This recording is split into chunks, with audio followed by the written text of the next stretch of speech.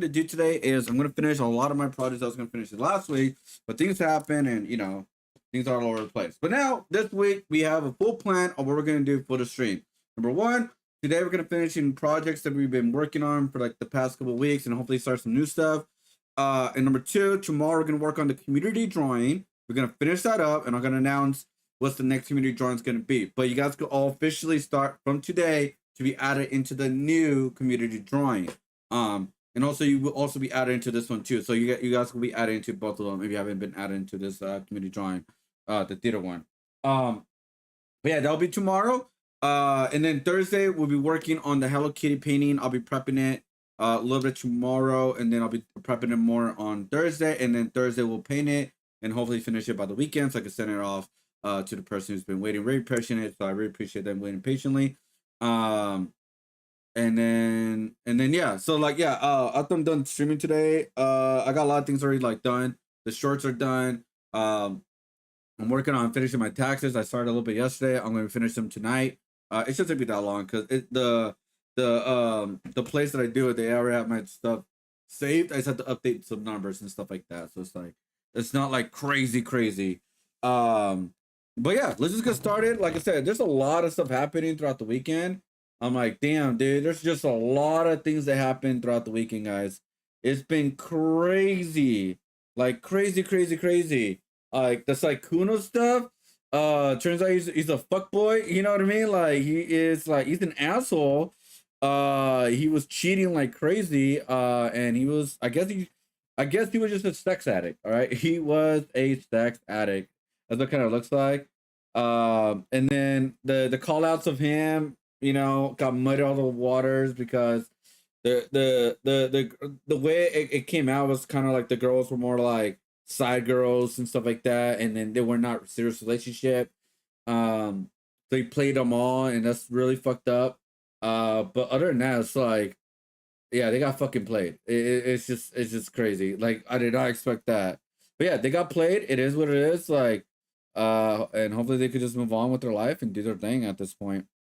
And then yeah, I was just not expecting that. I was like, holy shit, dude.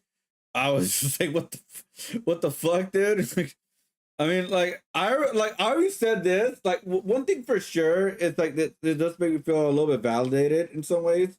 Because I always say this, that don't trust a streamer's person if they have a personality that's too good to be true, right? The goody, the whatever it is, don't trust it. Do not trust the personality, especially if it comes out like, oh, there's no way a person could be this good, this person could be this shy and stuff like that. In streaming, do not trust it. And this kind of makes me feel valid about Sykkuno. It's like, yeah, you guys shouldn't have trust that personality, man. Like, let's just be honest here. Even if it's like, let's say his career is over, let's just say it is, right?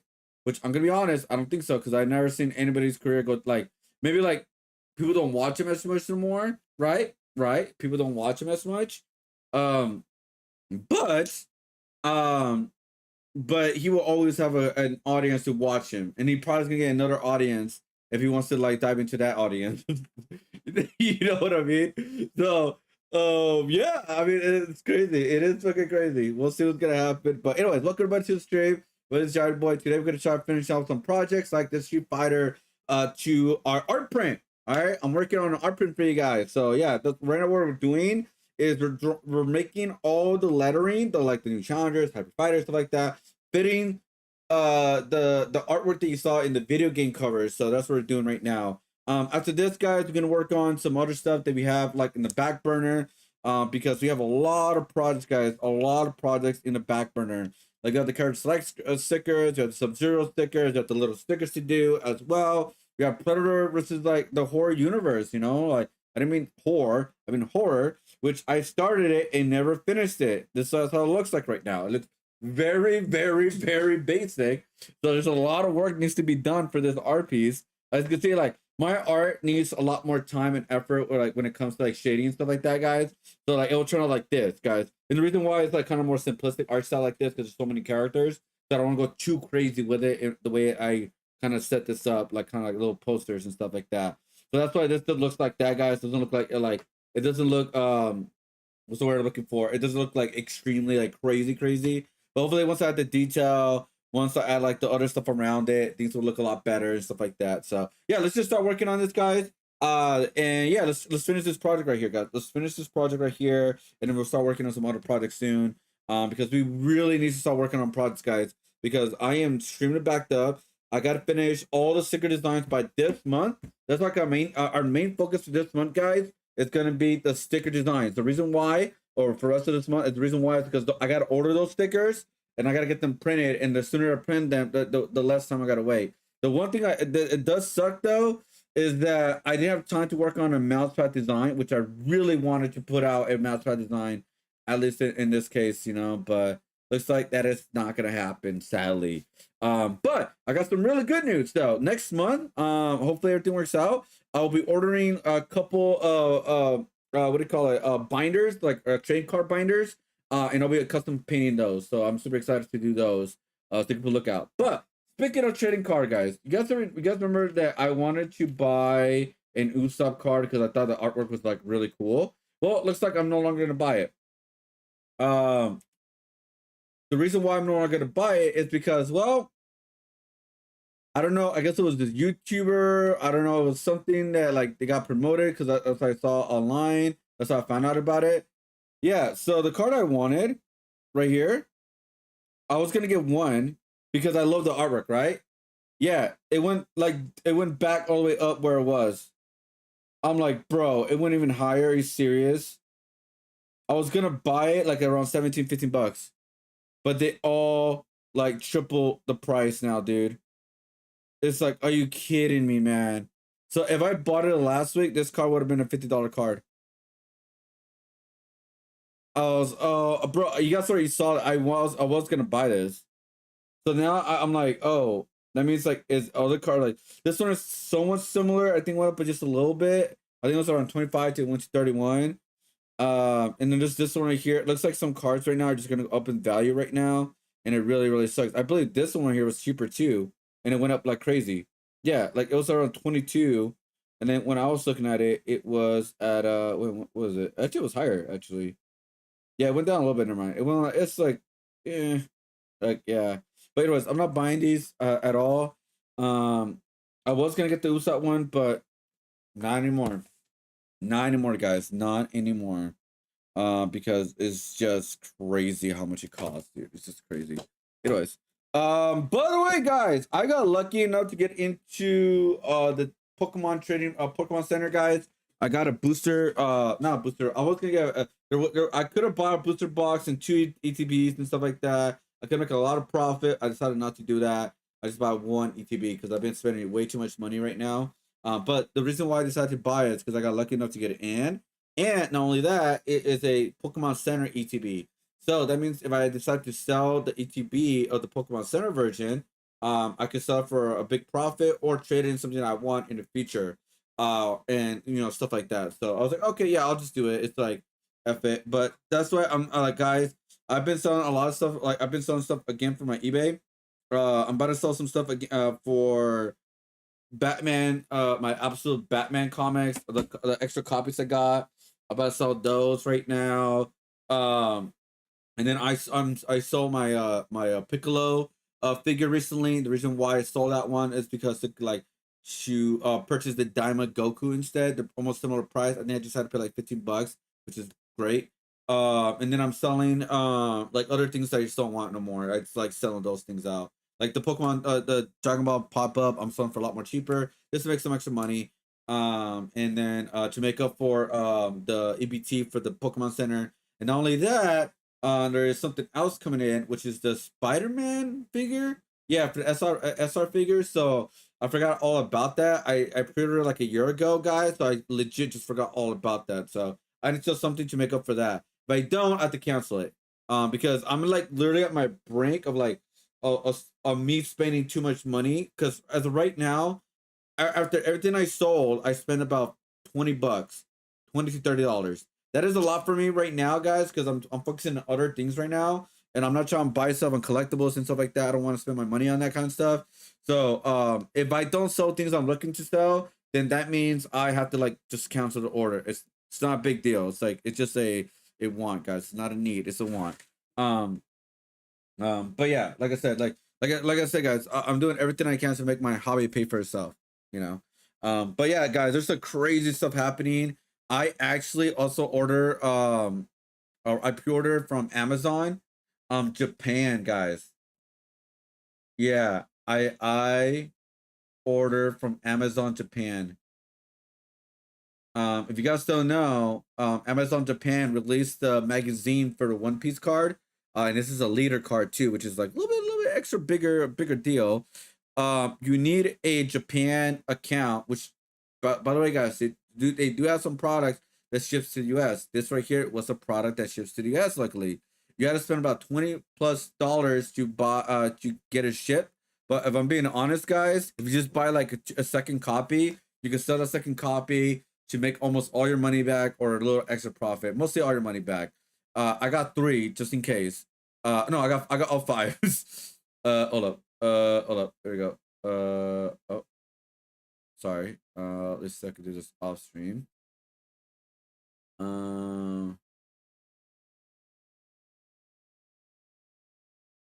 Here it is. So obviously I can no longer order anything, because I already got my quantity limit, met for the seller. So, but yeah, I bought 5 of them. It's like one of the most crazy things I've done. But they're only $11.35. That is like okay, and again, Amazon Japan is the same thing as Amazon, guys. They will charge me until May-ish. Okay, they're gonna charge me until May, guys. May. So because they're gonna charge until May or because it comes out in September, I believe, right? Yeah, so like it comes out in September, so they're gonna charge you around May or September. So they don't charge you right away. So it's like okay, I have like a month. I have like a month to like sell extra like anything I have left, to make up for this. So if I don't, I'll just cancel it. It's Amazon, guys. I'll just cancel it and move on. But yeah, so I think you can still pre-order right now. The problem is that I did, guys. I did it 2 separate orders because I'm nervous about canceling my first order, so I'm paying extra $33, guys, which really sucks for shipping. But the reason why I don't want to cancel my first order and then reorder all 5 of them again is that last time I did that, it got everything canceled. I couldn't order anymore because you need time to like, oh, he doesn't have any more. Okay, cool. All right, let's like you could free up that. It's just a whole thing. So I'm like, I'll eat the 33. I'll just sell what I need to sell. Who's to say that people who favorite wrestlers EOS to not take it too serious? Oh my god! I told people to not take it too serious, man. Not all your favorite wrestlers gonna make it into WrestleMania, which sucks, but it is what it is at that point. You know what I mean? Yo, what up, Tubby? How's it going? Yo, what up? Shout out my cigar case is that it's from Amazon Japan. Is it really? Huh? Oh, my bad, guys. My chat room wasn't up. There we go. Sorry. Yo, what up? What up, EJ? How's it going? Order a haircut. I do need to cut my hair. That's for sure. Boo. What up? But anyways, all right. So yeah, let's get started for today, guys. Welcome everybody to the stream. We got a lot of cool stuff to talk about today. A lot of things happen behind the scenes, like not by me, but like I guess a lot of streamers are exposed again, and things are being a little bit crazy lately. When Lonnie, I almost shaved a little bit. Yeah, I mean I shaved everything right here. I actually trimmed my beard a little bit, but I'm actually thinking about like completely shaving it off. And also, but the thing is, like, I feel like I will look weird with long hair with no beard, so I'm like hesitating on that a little bit. I'm not gonna lie. But anyways, if you guys don't know, here is the first part of piece of news that we're gonna be talking about. I guess second part because we talk about the what it calls the Kuno thing. This right here is the King Harris gets arrested in Pokemon onesie, and Ti tries to help. What a loser. Head ball, bro. What the hell? You are under arrest. I'm not under arrest. You are under arrest. I'm informing you that you are under arrest. I'm under arrest for what? Hold on, my lawyer calling. Hold up, my lawyer is called, bro, like entitled prick. Hey, so a police officer is right here telling me I have to step out my car And I'm telling him I don't want to step out my car. He's telling me to step out the car to have a conversation. I've already told you you're under arrest. You're under arrest at this point. And he's trying to tell me since I didn't want to step out the car, I'm under arrest, bro. I'm under arrest. But you are under arrest at this point, all right? So you need to get out of your car right now. Okay. All right. All right. Like, do you really? Not the slightest. All it does is give me some paperwork. Like, did he thought about like calling his lawyer's gonna get him out of it? Is he really that stupid?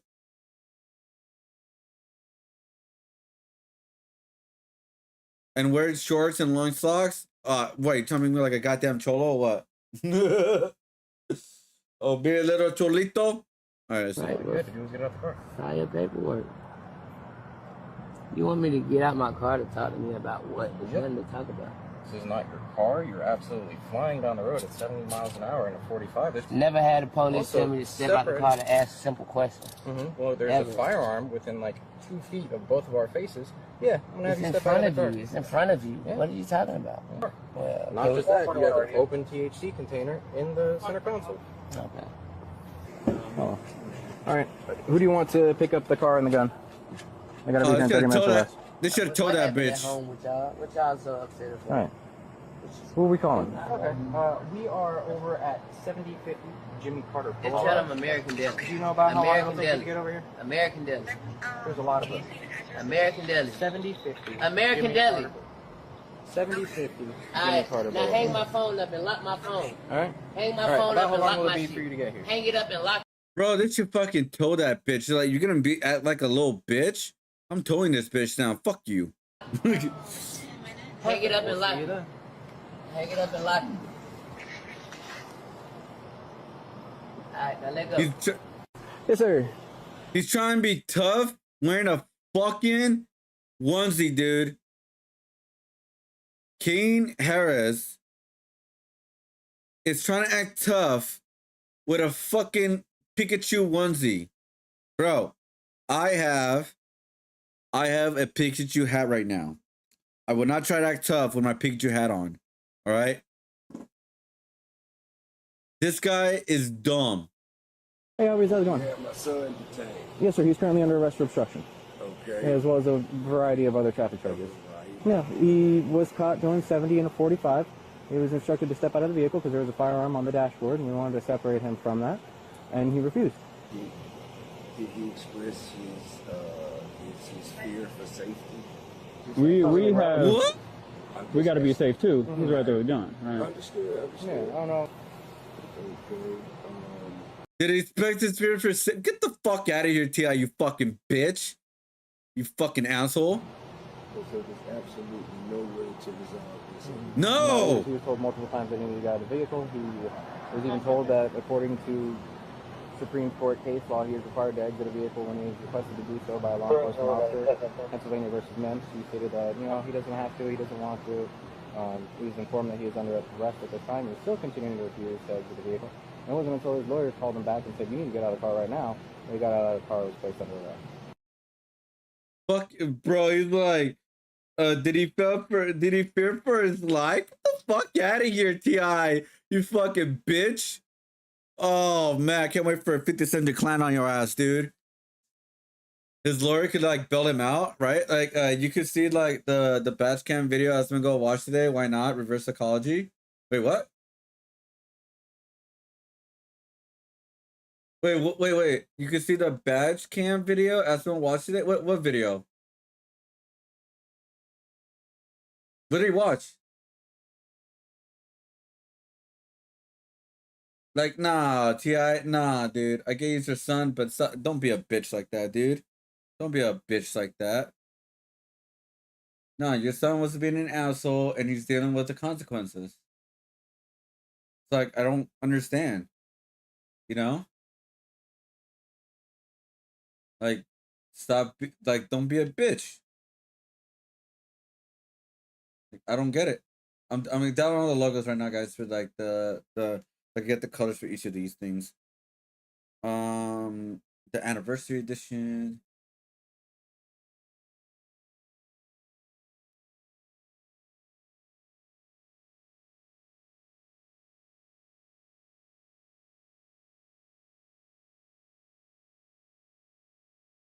It was the recent one with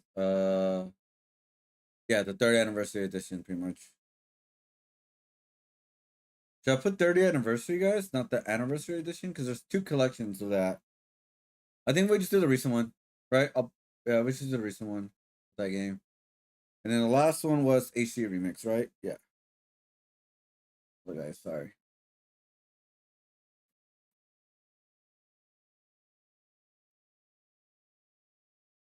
And there it is. All right, cool. Got all the colors I need, guys. All right, cool. Sorry if you guys heard some loud noises or something like that. It's that I don't know. Will Smith got bears again? No way he didn't. Wait. What?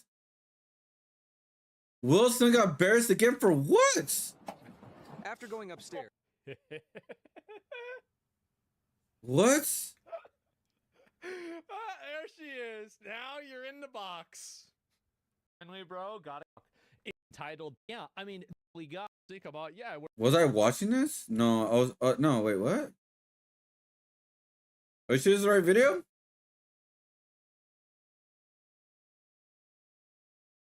Was that a joke? Truck one or the dent? Who called? Can you make that noise stop? Because he wasn't in the vehicle, it wasn't moving. Wait, what? Can you just make the noise stop? Like I have to hold on up. this phone call. She's gonna be a bad. Why is it watching this? What? This. Yeah, I'm confused. Why is it going here? Where's Will Smith? The one in the store? All right, who's involved? Who called? Okay, well, so what about Will Smith here? Okay, that's fine. That's fine if they would get.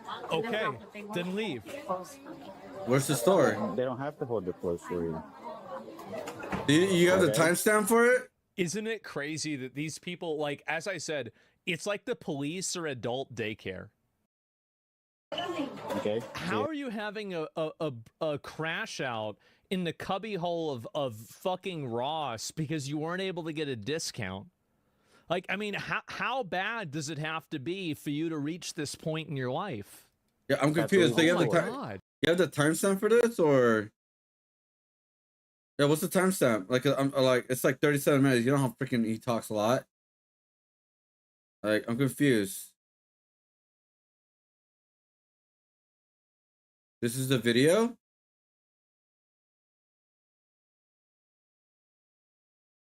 Yeah, I already seen this body cam, by the way. I remember this body cam. This is like isn't this old? This body cam is old, I believe.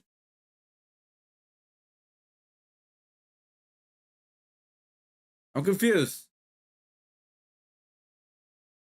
Like, okay, what if I do Twitter and Will Smith? Will something come up? First time I saw it? Oh, no, we watched this one already.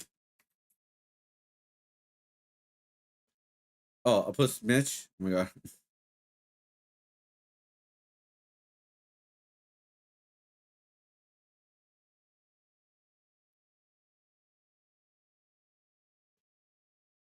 Get a pocket shame. Yeah, we were talking about the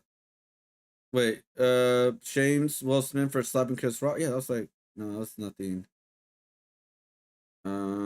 Yeah, nothing. Like, what? Confused. First time I saw it? No, we watched that one. I remember that one.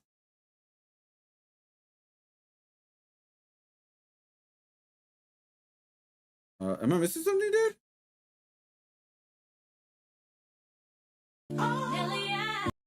Oh my god. All right. Okay. Like, I don't know. Like, that was weird. Like, are you sure? Like, this is something about Will Smith? Because like, I remember watching it. It was a long time ago though, so I don't remember like everything about the video.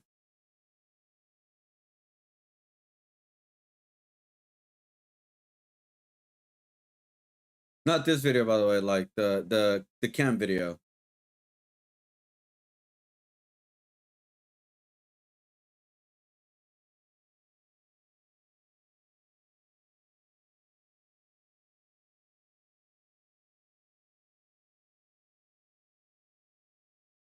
Oh, Will Smith has hit rock bottom.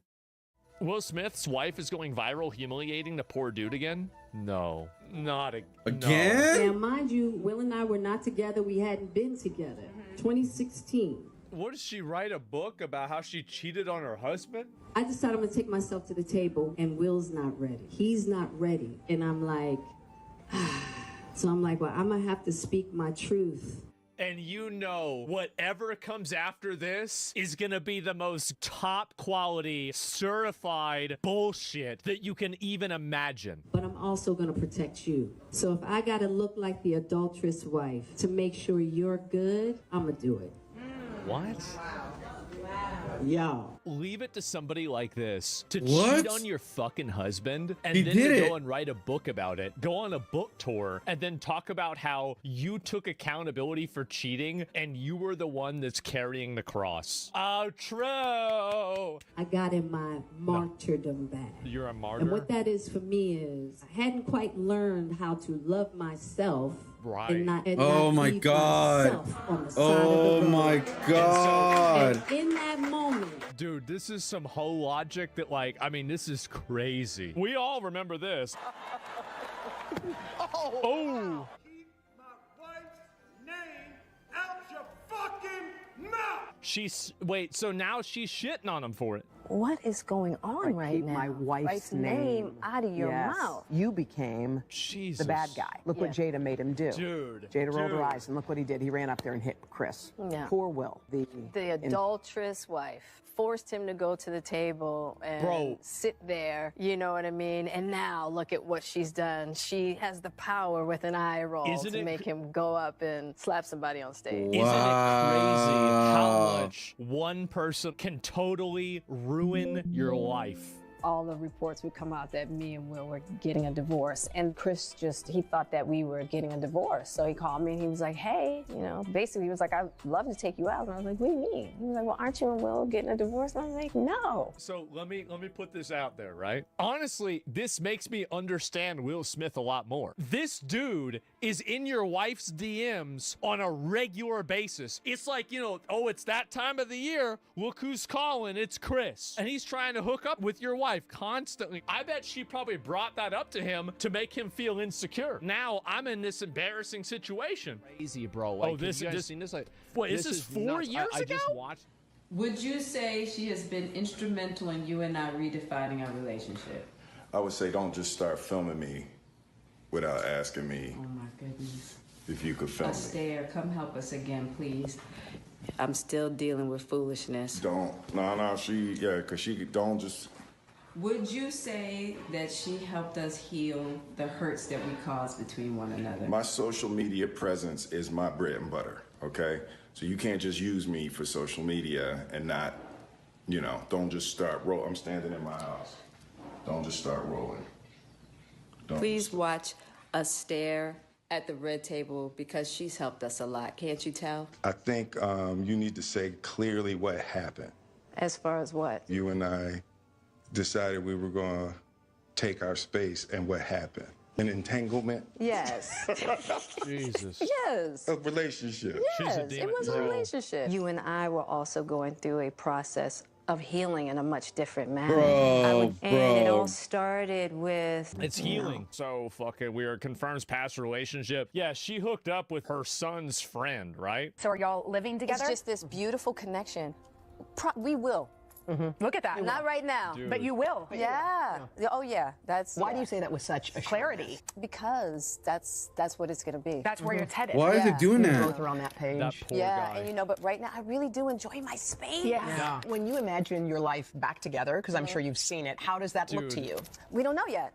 You'll build know, that. we'll build that. It's And so grotesque. These girls gas each other up to just be the nastiest, most conniving bitches. You don't really have real guys going out there saying this stuff, getting applause from other guys, romanticizing, embarrassing your husband.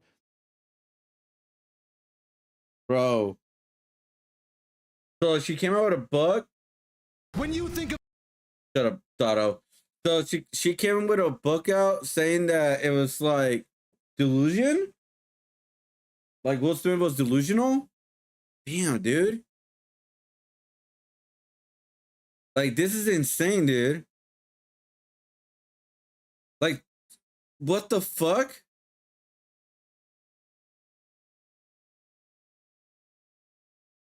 Bro, it's been how many years at this point? Like, how many years has it been since, like, the slap? Like, bro, what the... Damn, dude. He cannot catch a break, and honestly, it's his fault. Is this his fault, guys? It's his stupid-ass fault. Like, what the fuck? All right. All right, guys. So, looks like, in the recent time, looks like somebody got shot over Pokemon cards. Bro, I am not surprised about this, guys, because someone got shot over... Because someone got shot over Popeye's chicken sandwich. I'm not surprised about this. Happened. We're here, baby. This day was inevitable. You didn't need to be Nostradamus nor Baba Vanga to predict that eventually someone was going to get shot over Pokemon cards. With the way the hobby has devolved and been completely destroyed, infested with greedy, insatiable worms that are seeking to just squeeze every bit of joy out of the hobby in the sake of financial gain, like tiddlywinks of financial gain in most cases, these pathetic scalpers are unhinged, unloved, unwashed losers, and it was always going to happen that one of them would snap and start shooting. Oh, wait. And that's exactly what happened at a Kroger. Meanwhile, a dispute over Pokemon cards may have led to a shooting outside of a Kroger on the Near East Side. One person was injured. Police say both people involved are adults. The victim is in surgery. It happened in the parking lot of the grocery store on Twin Air Drive just before 7 o'clock this evening. That's near the Community Justice Campus. Again, IMPD says their preliminary investigation revealed the suspect and victim had a disagreement over Pokemon cards. Oh my God. According to an eyewitness, it started because one of the men accused the other of cutting him in line at the Pokemon vending machine, which, I've said this a lot, Pokemon vending machines are basically PvP-enabled zones. That's where people go to just scrap. That is where all thoughts leave the human brain, and it just devolves into Neanderthal mode. I have made so many videos clowning on and talking about the degeneracy in the TCG community, not exclusive to just Pokemon, but Pokemon is by far the biggest and scummiest of all of it. And these degenerate vermin love to go to Pokemon. I look like Penguin? Hell yeah. That's it. I just need a better beard. You know, if I had that better beard, I could pull it off, man. I could be him in Halloween. Hopefully that happens. Pokemon card vending machines and just fight each other and fuck each other. It is just out of control.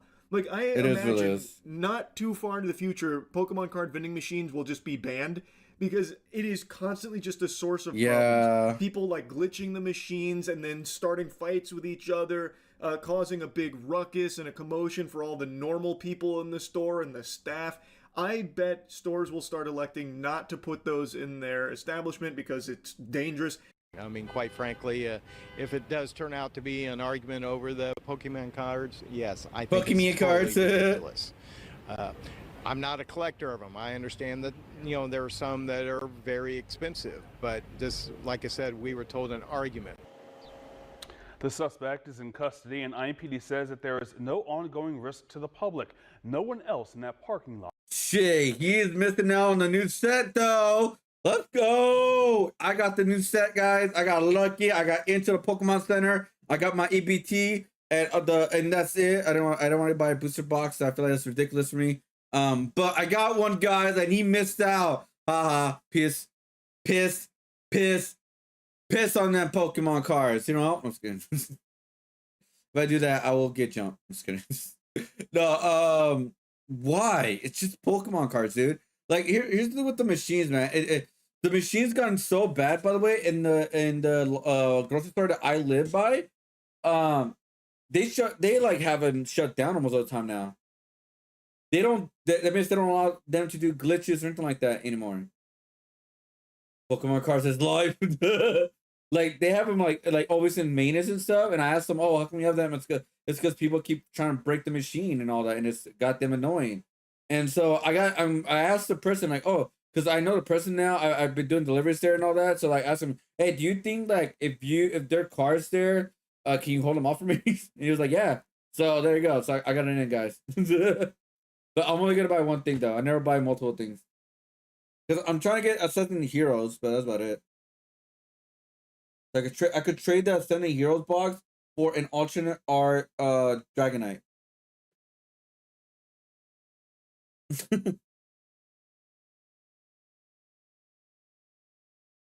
There we go. But yeah, honestly, man, it is ridiculous, dude. It is ridiculous. Because yeah, you're not supposed to wait at you're not supposed to wait at all in line for the vending machines. It's just a look thing based, right? Like you click on the thing. If it's something there, something's there. If it's nothing there, you got to leave. That's how it works. That's how I always do too. Like I check when I go in the store and then I leave, right? Or do the thing I need to do, deliver, and by the time before I deliver, I check one more time and then leave. That's it. And I get lucky sometimes, but like I'm not loitering or anything like that. And a lot of people do. It's insane. Luckily at the grocery store I live by, they have strict rules for that. Almost nobody is doing that. Was injured. I don't know. I'd say sleep with one eye open just in case. You never really know when it comes to these scalpers. They are demons. They are the lowest of the low, and there is nothing they won't do to get their grubby, unwashed paws on some Pokemon product to try and flip it for a $5 profit. Don't be like these guys. Don't be unwashed. Don't be these irredeemable losers. You need to start washing. You need to take your hygiene seriously, so go to usechigi.com and get some of the best soap in the universe. I really do mean this though, by the way. The Pokemon scalpers are genuine maniacs, literal lunatics. So this shooting, I don't think is going to be an isolated incident. The violence is only escalating. It's gonna get worse. It's gonna get worse. Cards. And actually, just today, just like this shooting, I learned that there is now a trend where these scalpers are going to trade shows and putting trackers on some of the vendors and some of the customers. Oh, I literally have the save video. Okay, so he's gonna talk about it. I literally have the save video on that. Yeah, guys, they're putting GPS trackers on Pokemon vendors in order to rob them. In order to follow their movements, presumably to try and like gank them later to steal their products, like rob them of their Pokemon cards. Because at these trade shows, it's very high dollar cards that are being exchanged, tens of thousands of dollars worth of cards. So now people are reporting that they found trackers on their cars. Oh, guys, like I'm just crazy. The expo, and we always check under our trucks and trailer, and it's a good thing we did. Somebody put a tracking device on us tonight. Wow. So somebody's trying to track our stuff, follow us home. You know, you get the point. It's pretty crazy. Be safe out there. That goes for customers and vendors along. Wow.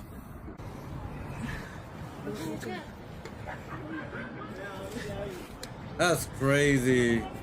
Tracking device. Put on our truck. Now, when I first saw this video with the claim that Team Rocket's going around putting trackers at this expo, I thought maybe it was like fear-mongering or like just trying to make a viral story out of it, like this giant bulky tracker that looks like some kind of gadget or gizmo out of Ocean's 11. I thought like, okay, maybe this is fake for the sake of cashing in on like the hysteria around Pokemon cards. But I have seen multiple vendors now claiming that no, they are actually finding trackers on their vehicles, like across the expo. There were a couple other vendors that reported that, yeah, they had found something similar on their vehicles too. And then I decided to do a little more digging, like, is this something that's new or has this happened in the past? In the past, there have been instances where vendors, not so much at expos, but like actual delivery drivers that have Pokemon product, Isn't that insane? Tracked by scalpers in order to follow them to wherever they're delivering the product, and they put tracking devices on the vehicles. So all signs point to this being real, like legitimate. It is something I can find evidence on in the past too, way before all of this started bubbling over to this degree. So it stands to reason that because of the state it's in, they might be doing it even more to a larger scale now, where they're putting it on vendors at the expo and shit. That is terrifying. Transporting Pokemon cards is more dangerous than transporting drugs. You might just get hit by a fucking bazooka while driving down the interstate because these scalpers caught a whiff of you having like $500 worth of Pokemon cards in your back seat. It's actually outrageous. I cannot believe the state of the Pokemon card community right now. And it's not showing any signs of getting better, only getting worse. Like, also, just today, the Costco Prismatic Evolutions restock happened, and let's take a peek at that line with all the people that was lining up around 1 a.m. waiting. Bro, it's so stupid because Costco does not that many prismatics or like Pokemon cards in general for everybody on that line. It was like it got to a point where like, guys, I don't know what you guys are waiting for. You guys are not gonna get it.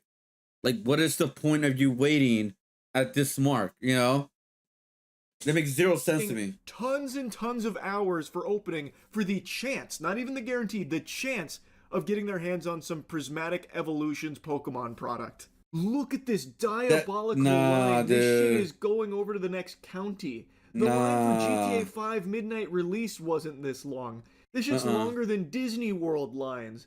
Fucking Taylor Swift concerts probably don't even have lines this long. And this is Costco at like 1 a.m. or something with all of these goobers lining up waiting for it to open to maybe see Prismatic Evolutions. You have to get a highest tier membership so you can get it an hour early, right?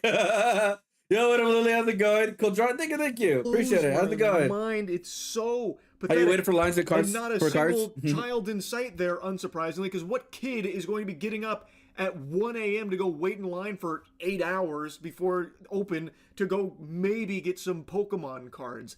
This is a hobby that has completely kicked out the main demographic it was made for. Children. It is all these assholes, these losers, and I bet there's not a single collector there amongst them. It is all scalpers desperately trying to get their hands on Prismatic Evolutions, which was a very popular set, and they covet it, and they believe if they can get some here, they'll make a little bit of money by flipping it on the secondary market. That is the entire clientele of Pokemon now, and this is just the perfect demonstration of that. It's just gross, man. I don't know how you can have so little shame. I don't get it. Anyway, had to yap about it again. That's really about it. So yeah. Yo, what up, Murder? Murder One Fan. How's it going? Bro, it is insane, dude. Ass.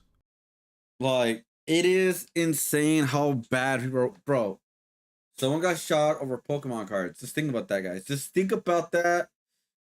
Someone got shot over Pokemon cards so much that this guy, King Harris, got arrested wearing a Pokemon onesie, man. Oh my god, bro. Yeah, so this is the video I was looking at right here. But yeah, they're literally putting trackers on vendors, guys, for Pokemon vendors.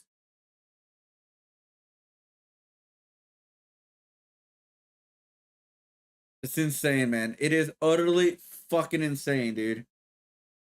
Yeah, Pokemon, bro, the pandemic fucking ruined collecting, dude. It really did. Because of that, it's because everyone has so much time to research and all that. As you know the fault of this, guys? Let's go to our next topic, by the way. You know what the fault is? It's because of these assholes right here. Where is it? The sneaker community. It's because of all of them. It says right here, sneaker resale market just crashed overnight, and no one can explain it. A sneaker store owner says the whole scene died in one night. The numbers are brutal. Shoes that were flipped for 500 to 600 won't even move at 300. Jordan 1 sitting at then 90. Dunks and GR collections dust on the shelves. Premium heat price below retail still isn't selling. Yeezys, one of the safest resale play on the earth, are taking everywhere. He straight up asks, why are sneakers literally dying right now? The wildest part is because, you know why? Because all of them went into fucking trading card games, to Pokemon, One Piece, and all this kind of stuff, dude. It's been insane, and these assholes won't fucking leave. They don't care about the hobby. They don't care about this shit, dude. And it's annoying. It's annoying. Sneaker store, and we've been struggling for the last couple months. And y'all can say, oh, it's because you overprice things. And I know what you're going to say. Oh, it's a Yeezy. You're overpricing it. It's $110. Retails like $2-something. Market's like $190. I'm pricing it at $110. It's brand new. An off-white lot dunk, which you haven't been able to get for 4 years now. Used to be going for $500 to $600. Market's like $400. We have them priced at $320. That's so expensive. That's sold out, hard to get. A SB Navy 4. It's used, but $210. That's like retail. And then you have stuff that are like Jordan 1s, like these shattered backboards that just came out. We were charging like $170 for them or something like that, which retails higher. And then we got like Lucky Greens, the Royal Toes. All these things are going for well under retail, and we have them priced under retail. For example, like a yellow ochre, which is not even a bad shoe, is going for like 90 bucks in store here, which is crazy. Retail's like, what, 170? It's definitely an interesting time in the sneaker world right now, and you'd think that people would be coming to sell us their shoes too because the market's down, they just want to get rid of some stuff, but that's not even the case. We haven't had a lot of people coming to sell to us. I mean, last week we did buy a lot of shoes, but this week we're a little slow. So if you guys are looking to sell us your shoes or come and buy some shoes because you're looking to buy the dip, then please stop by 1049 East Imperial Highway, Placentia, California. It's hidden. Bro, this is still way too expensive, man. You know what? People do not want to buy shoes anymore. They want to buy Pokemon cards, all right? That's where their money's going. You want to know the ritual why it died? It's because people who never even had a love for sneakers viewed it as a way to generate income and turn it into a resale fest for money, ruining exploitation of people who truly love the sneakers and price them out of the game. And guess what? Guess what? They went right to fucking trading card games. Sorry for cursing a lot, guys. But you guys understand, yeah. Like, come on, dude. But yeah, I mean, I get you want to make your money, but yeah, they overprice the shoes like by crazy, dude. Yeah, like anything more than $50 is overpriced for a shoe. Pokemon cards are more affordable. They're not no more. I mean, I guess like there are some cards that are more affordable, but like not really. It's just that a lot of them are in that world now. Like a lot of the Pokemon, a lot of the resellers. Bro, remember the card I was gonna get, guys? The Usopp alternate art. You thought it was like 15 bucks. It's worth 38 now.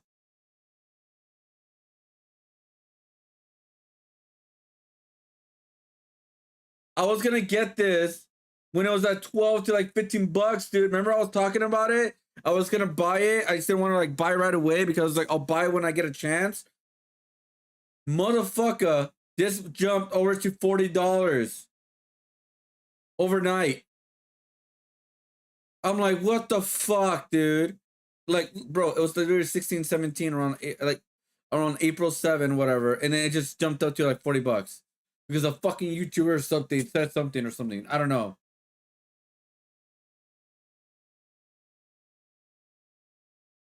It's like, what? Like, are you serious? And I was gonna get it. I was gonna, you guys are like, I was talking about it on stream. I was gonna get it. Not anymore. If you get a retail, the shoes are bad because of the different sizes. Also, that's true. Yeah, different sizes. Yeah, that doesn't help either. Yeah, if you know the right size, how are you gonna resell it? You know.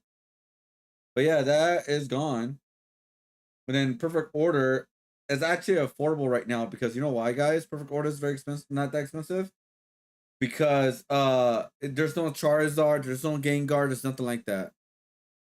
I even talk about this, like at least I have like cards that like, oh, I actually want to get. I actually have a chance to get over like $5. It's still pretty expensive, but like $5, $7 for like for illustrated cards, guys. I'm like, oh, this is really cool. Like I could get this Aurora's really cool artwork style, you know, with pastel colors and all that for $4. I'm like, hell yeah. Look at this. Like the one I want to get, I will let you get, obviously not right now, because I spent way too much money right now. Which one was it? It was no.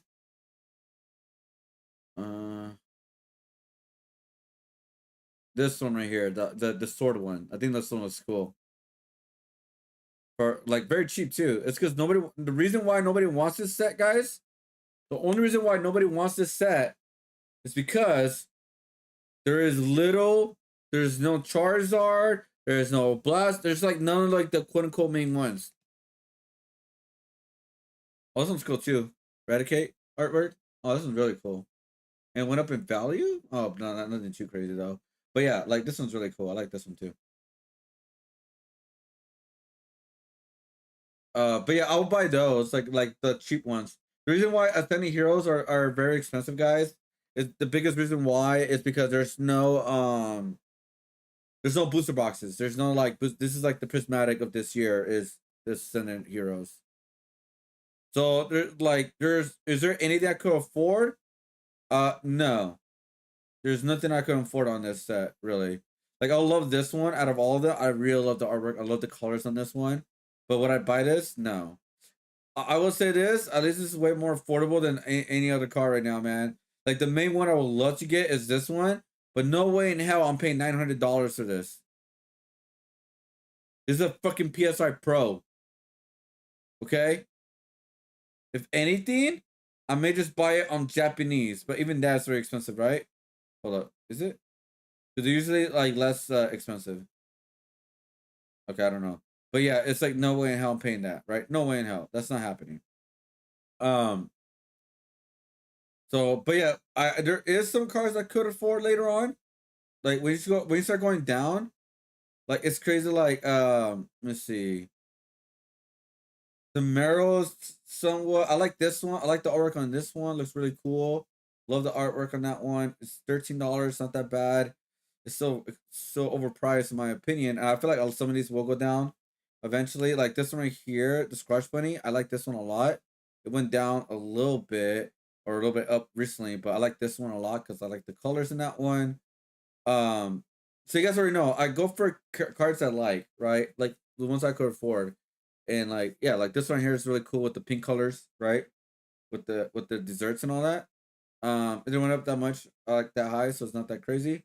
But yeah, once you start going lower, like okay, there's some really cool cards, like this one here, $7. Oh, cool, that's really really cool. I like the artwork. I very like the solid like this was one of my favorites right here. This one I want to get. I love this one. I love the colors. I love the character. I love the magma. Like I love everything about this one. $5 only, which is not that bad, especially for a prismatic. But guys, if you guys want to buy prismatic packs alone just to get lucky, like you want to get lucky with prismatic guys, like a pack to get something you want, it costs $11, not $5, $11 to get a pack. Oh wait, no, $5 now actually. Oh, they went down. Wait, that's almost regular price, no? We're having trouble. What? Am I tripping, guys? Oh. Hold up. Korean. Oh no, never mind. It is $11. Never mind. I guess that was just glitching or something. I don't know. But anyways, yeah, it's just crazy now. You guys remember like back in the day, like a couple of years ago before the pandemic, I think. Remember when I was buying those EBT for like $30, $40, guys, when they're super affordable? Yeah, I can no longer never do that. I can never do that in my life. I mean, technically yes, but they're like double the price now, so it's like I can't even buy anything I want for it like that.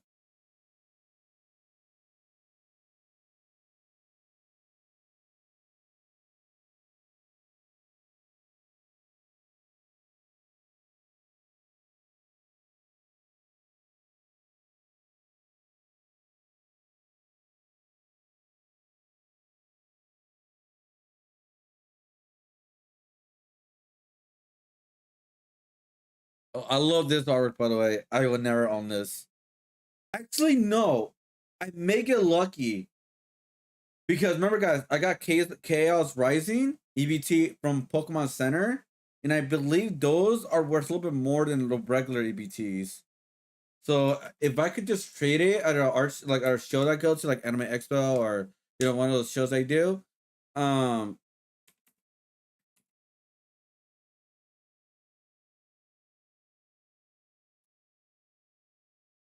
me see.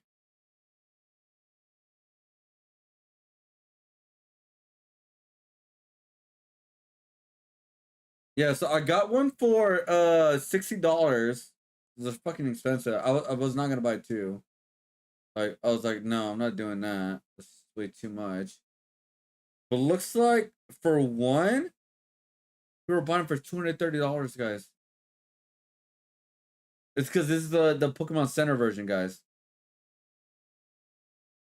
That isn't that insane? That's insane. Part of me was like, fuck it, I should just ate it and bought two of them.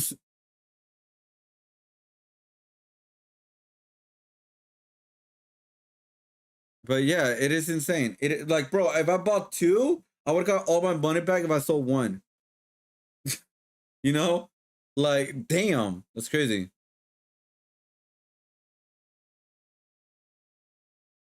Anyways, we're done. We're done. Let's watch our first video. Let's get this done, guys. Yeah. Anyways. All right, guys, let's watch the next video. The trash prankster.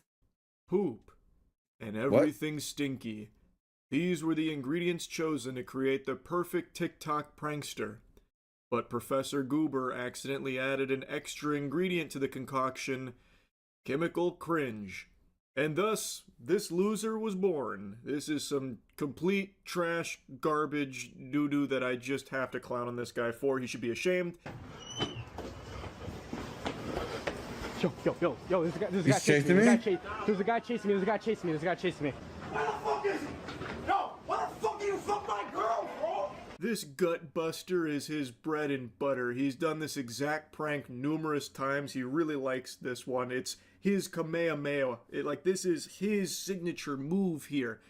And it's a tried and true classic from TikTok pranksters where they go into fast food establishments and treat the workers like subhuman props for them to walk all over and disturb for the sake of their content. That's the joke. Haha, guys, let's go fuck with the employees making minimum wage, not able to live off of their salary, and just make sure their day's a little bit worse. And maybe if we're lucky, we'll even scare them. Like in some of his videos, some of the employees actually freak out and run away because they don't know what's going on. These could be unhinged, dangerous lunatics there that have a gun or a knife, and they're just running around the back yelling and screaming, hooting and hollering. So yeah, the employees are naturally going to be afraid, and that's golden to people like this. They love that kind of shit. Teehee, they think we're gonna kill them or something, like their lives in danger, but actually it's just us pranking them. Ha ha ha.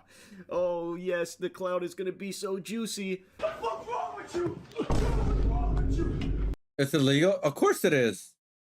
And look how many views and likes it's getting. This is why they do it. 153k likes, 500. I mean, not even that many comments, which is very sad, by the way. Yeah. What's wrong with you, bro? I'm like there, bro. Go home, bro. Go home. Go home, bro. Go on. Go on. Did you hear how loud that was at the end? Oh, jump scare. That's also a good joke. He ends all of his videos with that little sound bite. Oh my a God. little bit of, eardrum blasting comedy. And that's one of his favorite pranks. This is the one I wanted to start with because I hate this shit so much, and it's so common for fucking worms like this to do this, where they just believe everyone working a normal job is just an NPC that they can go and just disturb and be a nuisance and spread misery, so that way they can make content out of it.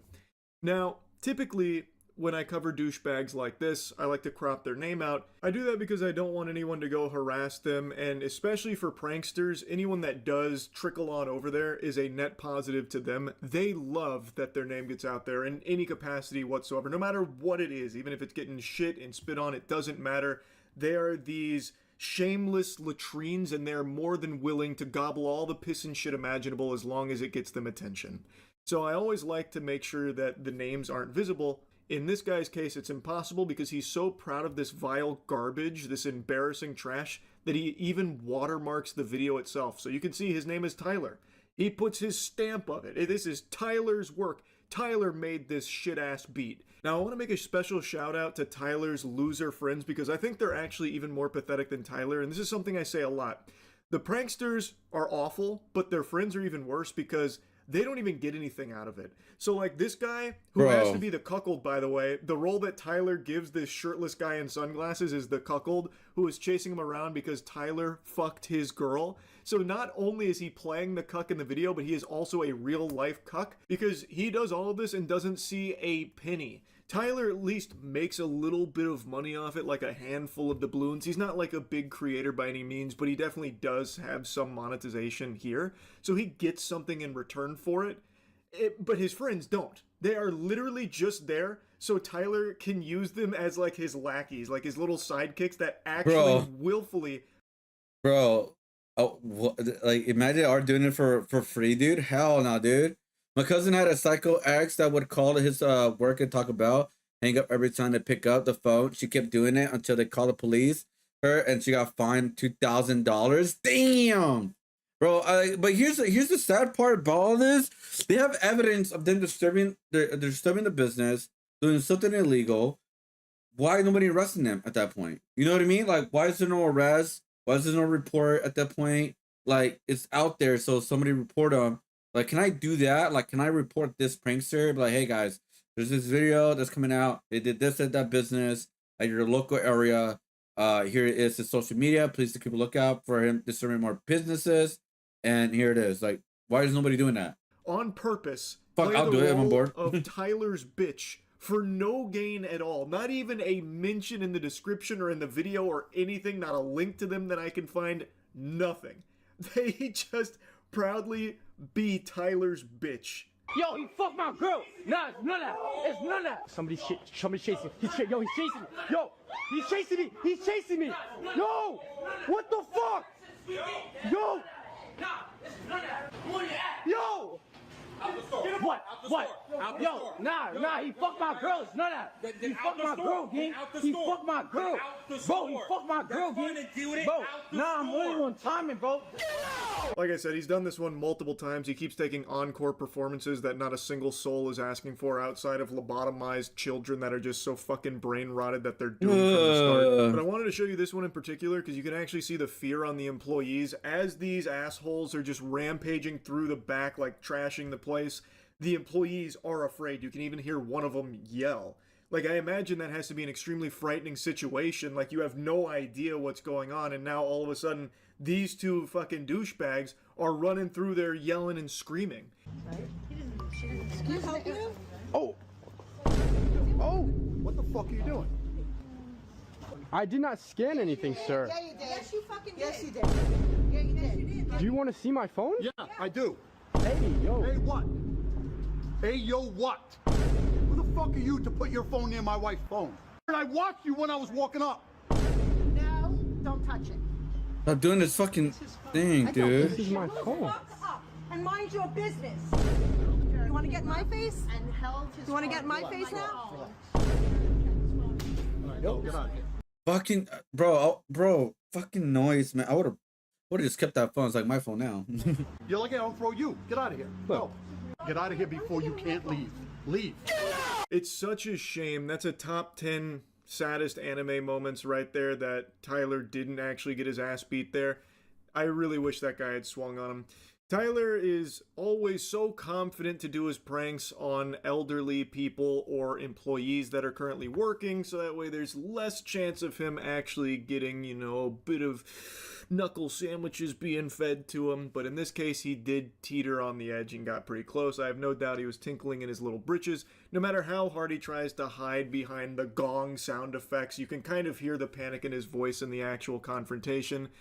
Tyler also only follows pranks that others have done before him. He just bites onto their ass like a little hemorrhoid and does. I didn't want to do the blue one, guys, because that would like help it sound from Apple Pay prank was something that was pretty big on TikTok for a little while, where pranksters would go up with their phone, they'd have it make a noise when they like tap it towards a stranger's phone, making them believe that something nefarious had just happened, that they had like stolen money from them or some kind of like Apple Pay. Yeah, I think I'm gonna go with the blue one, guys. So these people here look at least stand out a little bit more. This stranger, Tyler, has stolen from them, which is why they're so upset. That's the whole point of the prank. Haha, they think I stole money from them. Get pranked. Yeah. Ha ha ha ha.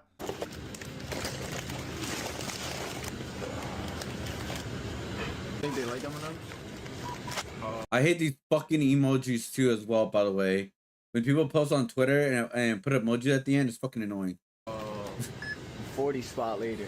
No, I don't think that'll be the case, Greaseball. I heard Tyler's already booked out the remainder of your schedule. You've got to pretend that he fucked your girl again for the millionth time while you chase him around for his video to make money off of you being a pathetic little loser. Of course. 540? Boss, you gotta be playing with my balls right now, because that is way too much. Way too much. I'm not paying for all that. I mean, you're the guys who put it all on the counter. You could donate it to us. No, I cannot. It has to be paid for. Here's one of his latest bangers.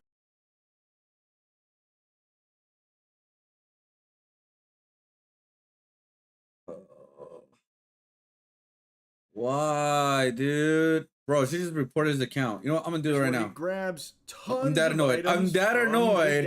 I'm gonna legit report his account. Acting like he's gonna buy it, lets the cashier ring up tons and tons of items. I'm legit annoyed. I'm gonna report his account. When he's telling him what he's gonna need. I'm that annoyed. Like, whoa, that's way too much. I'm legit that annoyed. We're wasting your time. That's the joke. We're wasting your time while you're working, and we're filming you. You're a prop, bud. You're a prop. So can you get irritated? Because that helps bring in clicks. Report. I'm that annoyed, dude. I'm that fucking annoyed. I'm reporting him right now. Let's see. Would it go to hate harassment or what? I'm that annoyed, man. I really am. And it's like they're harassing people, so I'm gonna go with harassment. There we go. There we go. Let's see. His pranks are I'm gonna be a Karen, guys.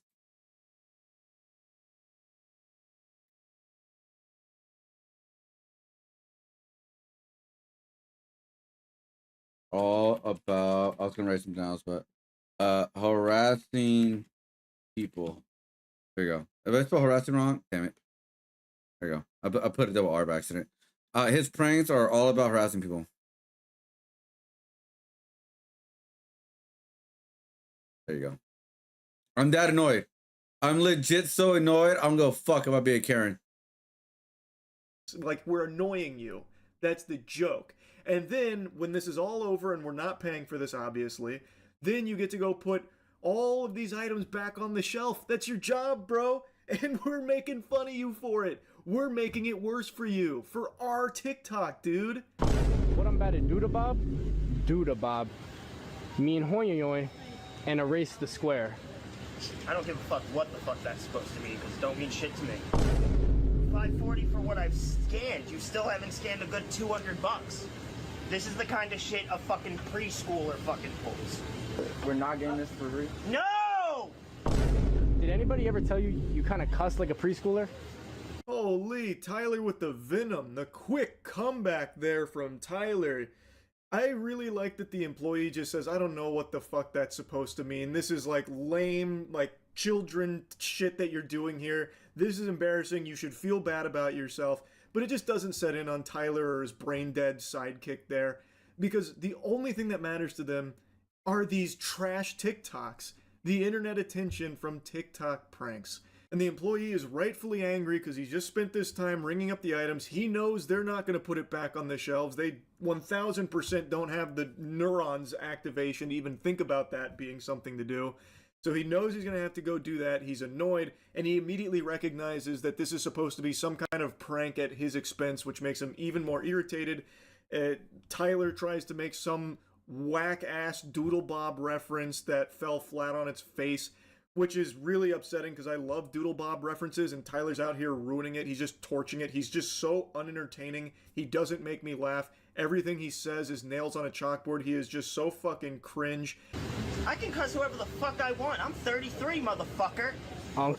Yo. I don't give a fuck. Yo, relax, you can call bro. me Unk. I'm the coolest fucker in their 30s you'll ever fucking find. Relax, bro. Your cheese is throwing up gang signs.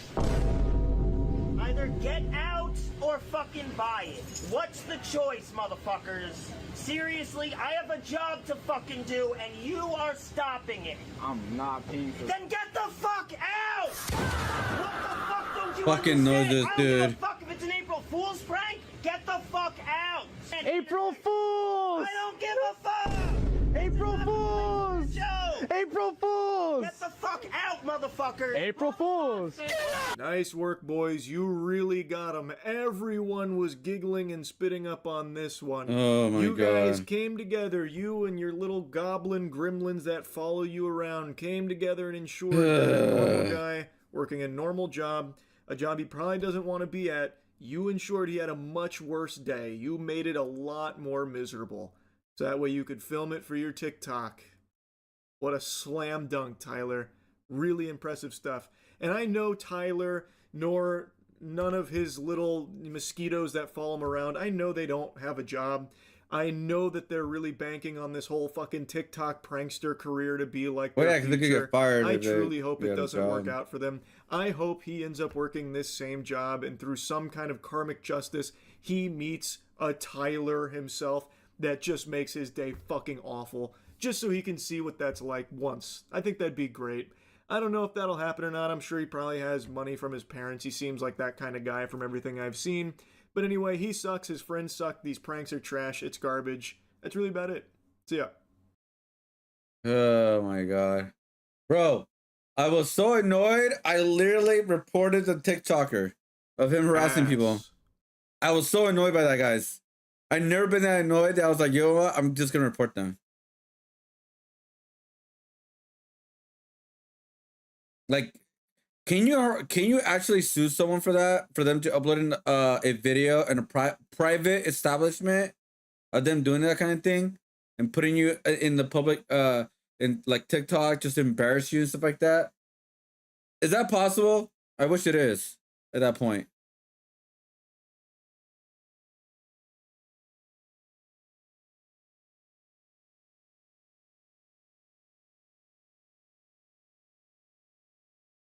Fucking annoying, man.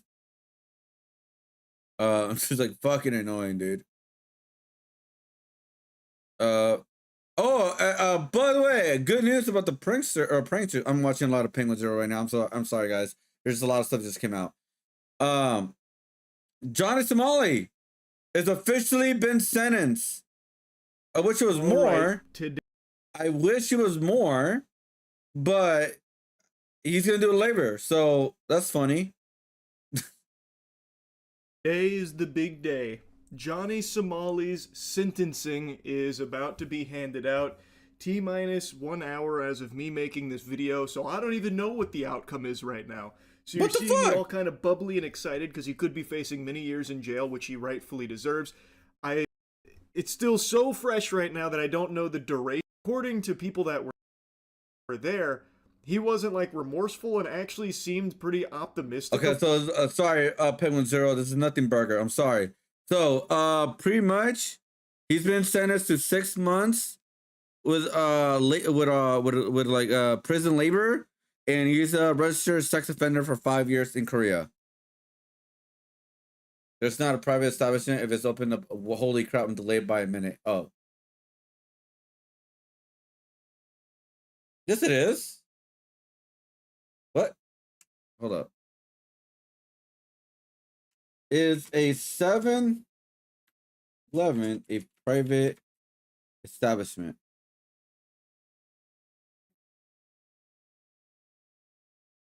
Yes, a 7-Eleven is a private establishment.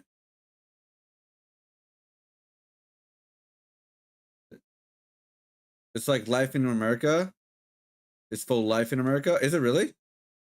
But yeah, it's private property. Any store you go into is private property. Just because it's open to the public does not mean the property owners have not any rights to their property. What are you talking about? It's a private establishment. Every store is a private establishment like that. What do you mean?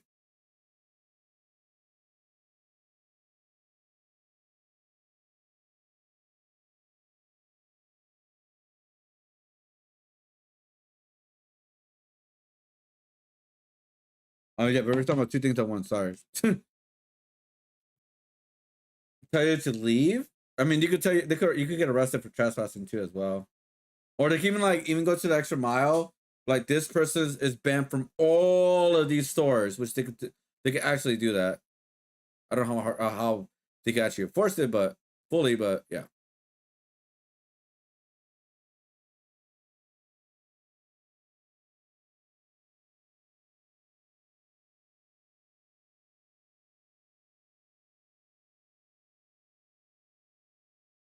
Damn, half a ticket sold.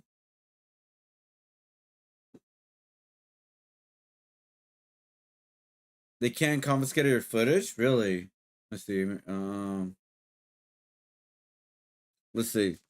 Let's say a prankster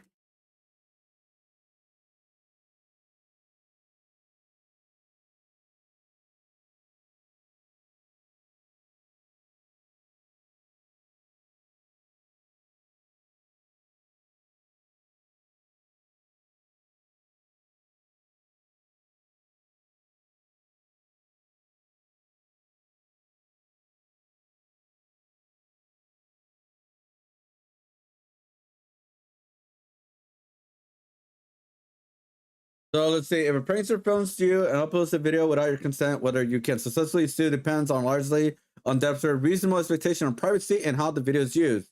Since 7-Eleven is a private business, the server of the public, the law treats public areas like the sales floor differently than private areas like break room, bathroom. In California, for a lawsuit to succeed, you must generally prove that you had an objectively reasonable expectation of privacy at the time of recording. Public workplaces in areas like 7-Eleven checkout counters, aisles, course, often find that employees do not have high expectation of privacy, obviously, because customers and cameras are constantly present. Filming these is common areas is often legal. Let's see. Recording without audio. No. Let's see. Even if the recording itself was legal, you might be able to sue the prankster if the video uploaded cause specific harm. Right, a publicity commercial use. If the prankster monetizes the video, which she is, they are using it for likeness for profit. Some states allow you to sue if your image is used for commercial gain without a signed release. Defamation or false light. If the video is edited to make you look bad and incompetent, which that's what they're doing with the prankster, with the pranking, or dishonest in a way that what is false, you can sue for defamation or false light, invasion of privacy. So if the prank was particularly cruel or meant to humiliate you, which that's the whole point of pranks, this is another potential legal path. So there you go. You could sue. So you could pretty much you could sue them and probably even take the video down. Because again, it's without their consent. Like what? It's not, you can't just do a prank and not have any consequences. That's not how that works.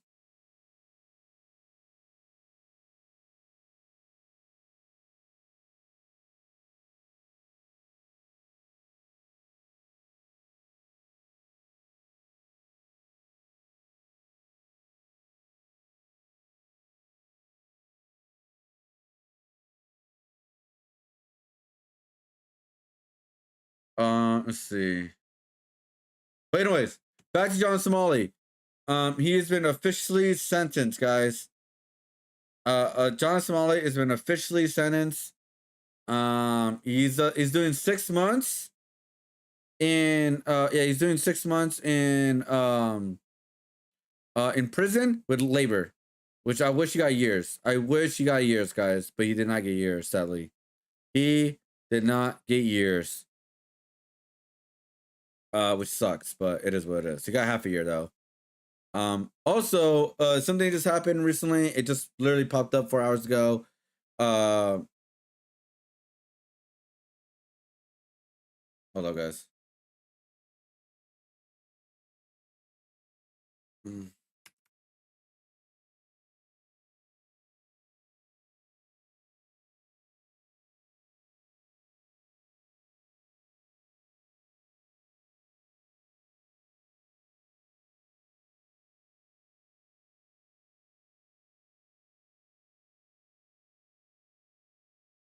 All right, there you go. Takuna being smooth with girls compilation right before cheating drama drop aged like 5 wine. I mean,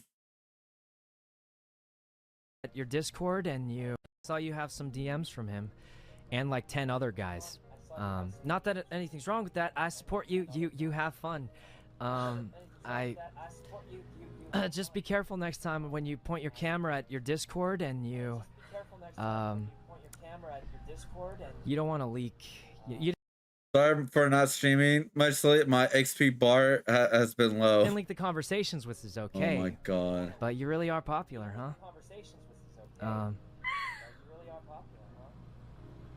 It's no need not... to murder me like that. Wait, it was a compliment. And besides, it just means that even though you're really popular, you So he really like locked in on the shy guy, and it works. What? What? It says it in the chat. It says it in the chat. I meant she got the achievement. I should not have tweeted that I was disappointed. Out of She's the abandoning dust, and us. I used. What's hot stuff? I don't know. It's Yvonne, apparently. My water is dead. It says. Wait. Pitch to get her. This guy was drowning in pussy. Look, sounds by it.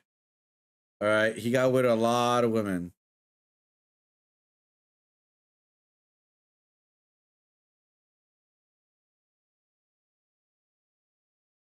All right, here we go. But yeah, let's see. Oh my god, this is not real, by the way.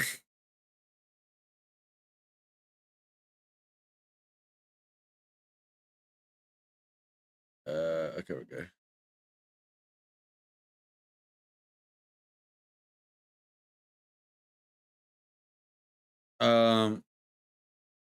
The hell? Oh wow, I got a bot in Twitch. That's actually a first time for everything, or in a while. Hold up. Oh wow, that's like the first time I got that.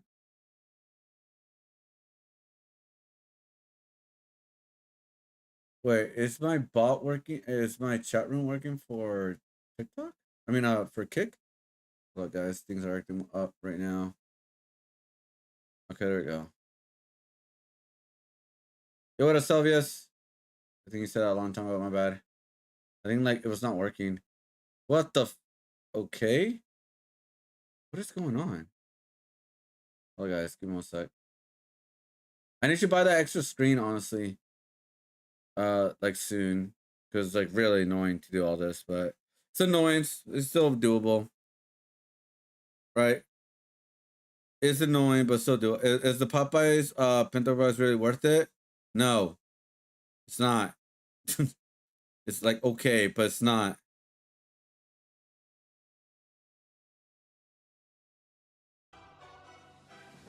They're doing a 6-7 challenge. Oh, we fall in society, man. We fall in society. I wonder if I could get it. Wait, can I do it? Great pace. Russell got 2. Ah! Whoa! When did I do it? Wait, there's actually a 6-7 challenge. No way, dude. Oh, fuck me. You know what? Fuck it, let's do it. Am I supposed to be standing up or what? Let's see. Johnny Boy. Oh, gee. Allowed this time. Wait, what? There you go. Oh, right. Let me put the screen right here. Camera error. Oh, it's because I'm... Oh, right. I don't have the right capture card. I can't do it. Yeah, so the problem is what's going on right now is that because I don't have the right capture card, I can't do 2 things at once. Yeah. That's what's going on right now, guys. Unless I get like a webcam or something, but yeah. No, actually should work.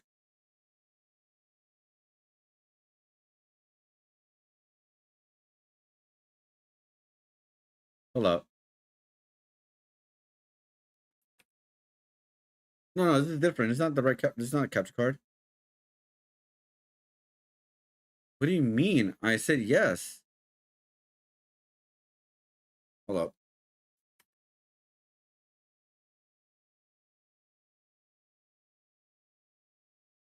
I'm so confused. Why is it not working?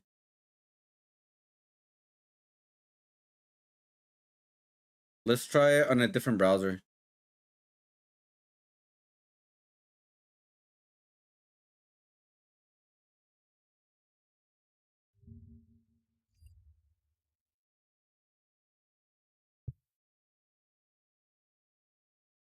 All right, let's see.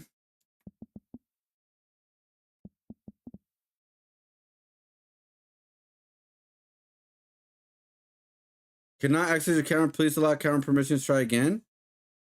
What do you mean? I said yes. I allowed it. What? I guess. Oh, was it this?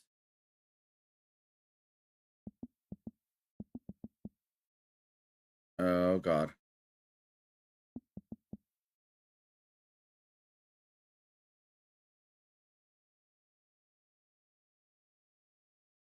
Camera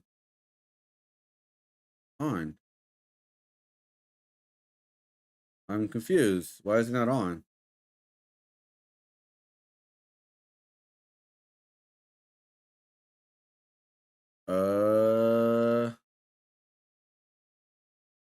Yeah, I turned it on. Refresh. Why is it not working for me?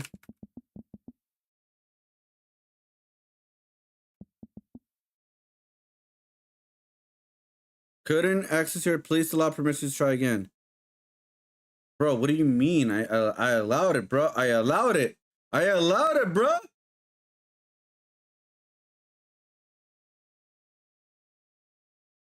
Hold up.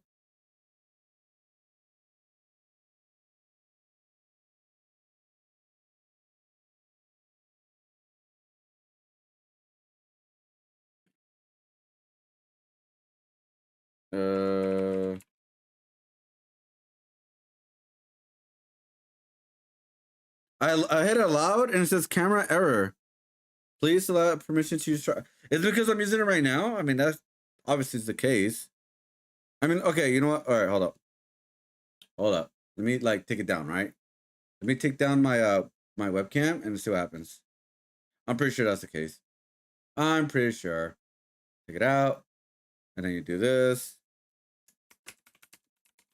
Boom. And then boom. And there it is. It works now. Yeah. All right. Let's see. How do I make a full screen? Hold up.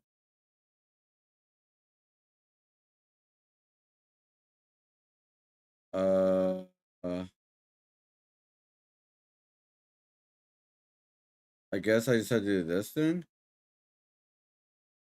Window capture.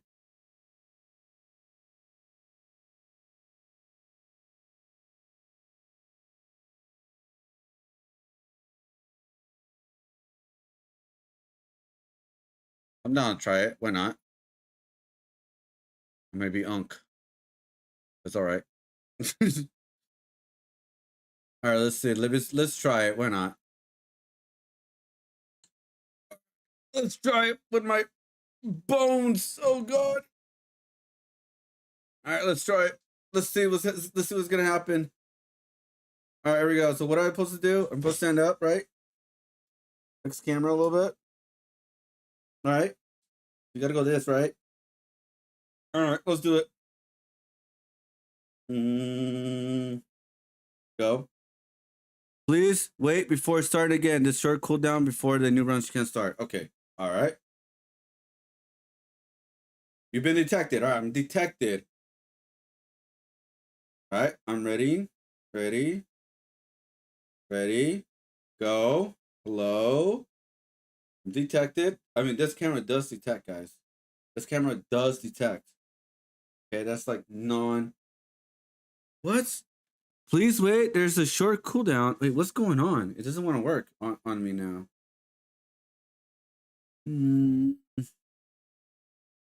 Yeah, I mean, like, I don't know what's going on. Like, hello? It won't let me do 6-7, guys. Oh, wait. It's because the... Wait, why is this working? Okay, hold up.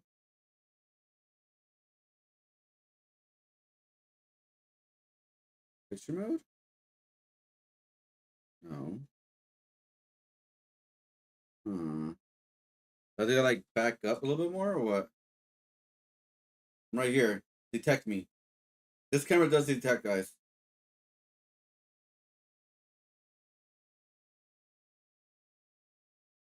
So it's like I'm detected. Like I don't understand what's going on. Who? Just kidding. Not the frame. It doesn't say anything. No, this camera does detect, guys. It's like one of the new cameras.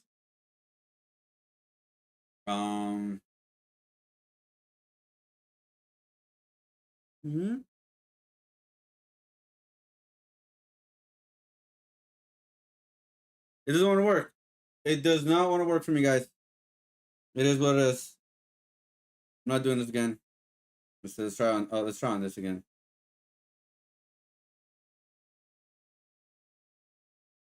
I'm just showing me this.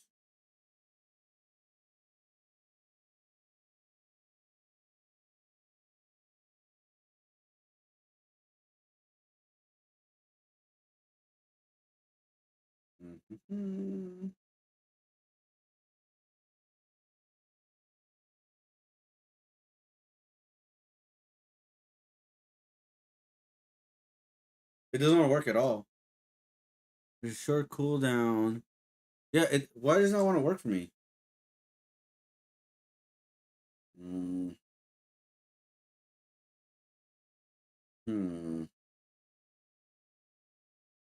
Maybe if I like back up a little bit more. Yep, this doesn't work, guys. I'm too old. I'm too old for this. It does not want to work. I don't know why it doesn't want to work. Like work. It doesn't want to work.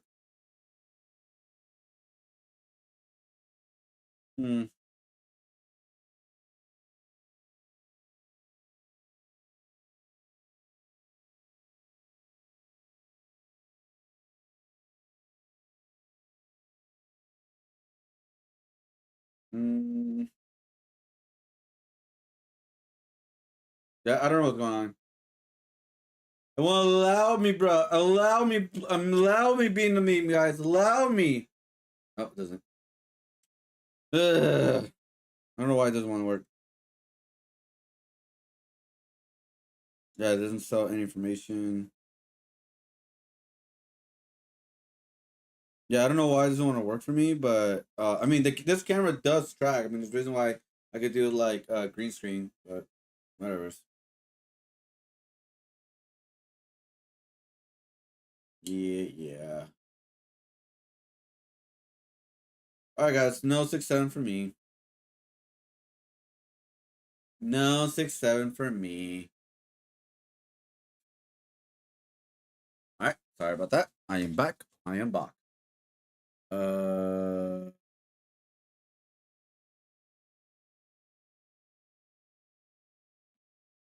hell? Oh.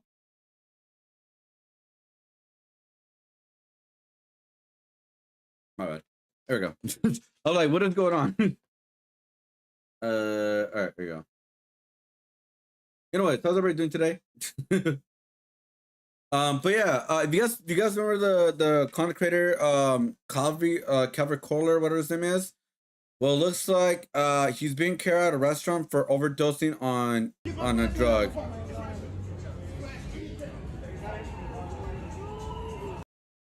So I gotta say this. Male overdose. This guy right here, the Maxing guy. I'm gonna say this, guys. I do not feel bad because he knew the consequences. He even said it himself. Him doing drugs is a big consequences, but he's gonna do it because of Maxing, whatever. And he knows the risk involved. So I gotta say, like I gotta keep it $150. It is what it is. If he dies, he dies. If he doesn't, he doesn't. But this is why you should not do drugs, and that's on him. He knows what he was doing. He understands what he's doing. That sounds heartless, but at the end of the day, he's responsible for what he does with his body, and he's responsible, especially taking on drugs that could literally kill you. Yeah, it is what it is. Whatever happens to him, on set at this point. I'm just gonna give it $150. Like it is what it is. I don't feel bad for him. Los Pollo calls out Pokemon Valkyrie and the rest of the Poggers community for switching up like Kuno, not defending, even going as far as saying this takes away from the real victims. I don't know what's worse, the Poggers community or the WL community. I feel like both of them are just really bad.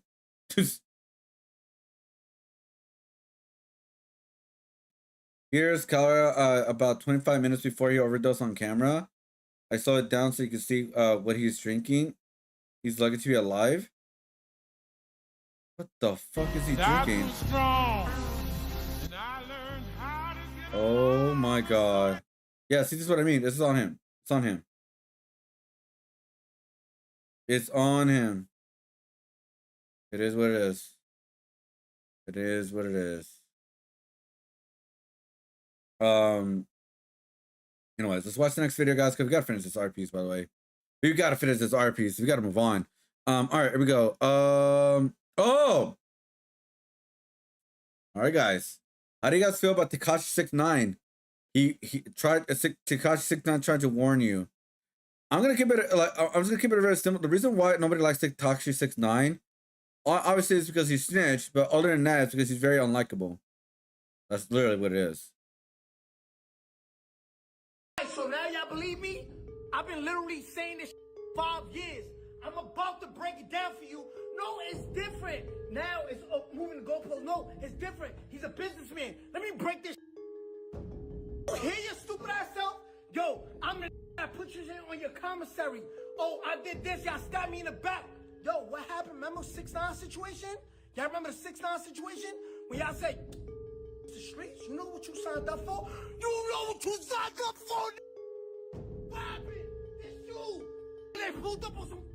Give me everything. If we're gonna be honest, 6ix9ine does have a point for once, because he's like, look, when I told y'all kick me out of the industry, y'all banned me from playlists, y'all had Billboard going against me, the whole hip hop was like, I can't rock with you no more. But now that y'all favorite, I mean, like I said, he's very, very, very unlikable. Okay, like I'm telling you guys right now, the reason why people are treating this differently is because he's a very, very unlikable person. There's nothing more to it. That's literally what it is. He is very, very unlikable. That is it. Okay? That is it. He's very unlikable. Nope.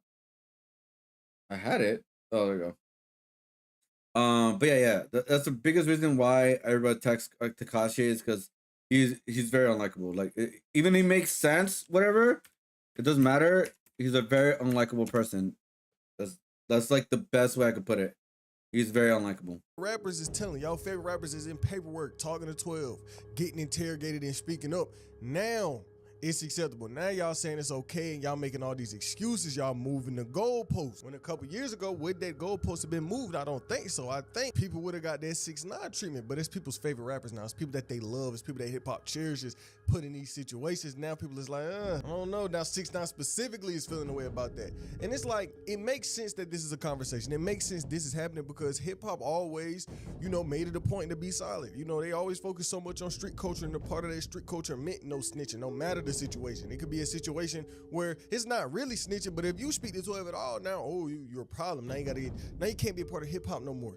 But now the goalpost is really being moved. Hip hop was based so much on being solid. Now, not that no more. People is moving a little funny, and people aren't questioning it because look, remember 2018 6ix9ine, he goes to jail, right? He snitches and he became blackballed, not just blackballed within hip hop, but in the music industry as a whole. It was so bad when he told, it was really no coming back from this. 6ix9ine snitched.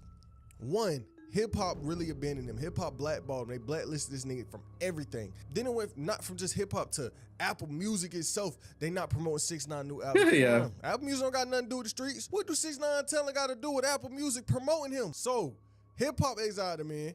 Apple Music wasn't messing with him. Billboard was changing rules crazy around the time when he was dropping his albums, which, the writer was kind of on the wall with that situation. I ain't gonna necessarily say hey, anything to do with 6ix9ine because bundles have been such a big problem for a long time, right?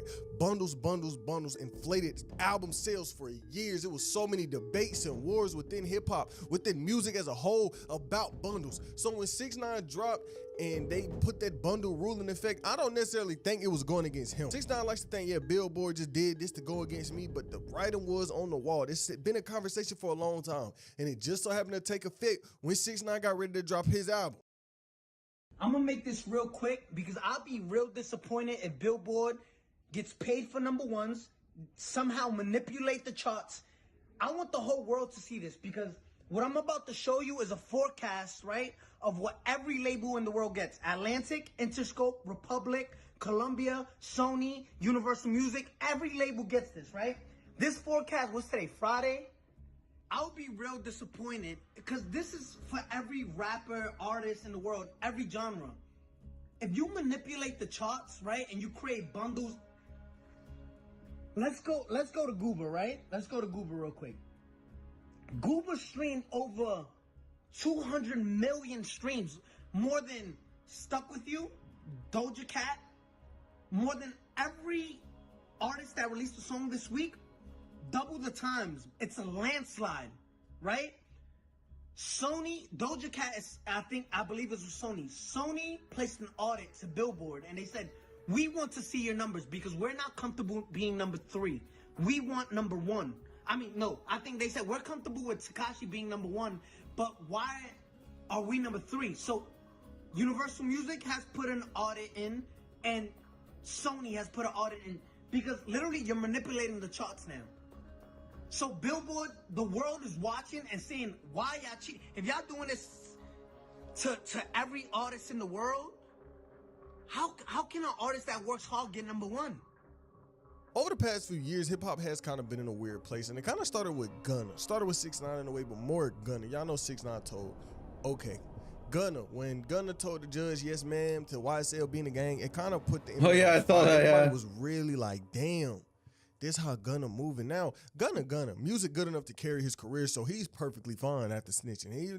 Niggas told, and hey, bro, he went up even more after that. If you've ever wished payday came sooner, this might actually help. There's a banking app called Current with a bunch of $5 so you don't miss it. If people like you stay more on, put hip hop in shambles. It really started up a civil war within hip hop because Young Thug came out and he did this, and then it was like immediately half the internet was old.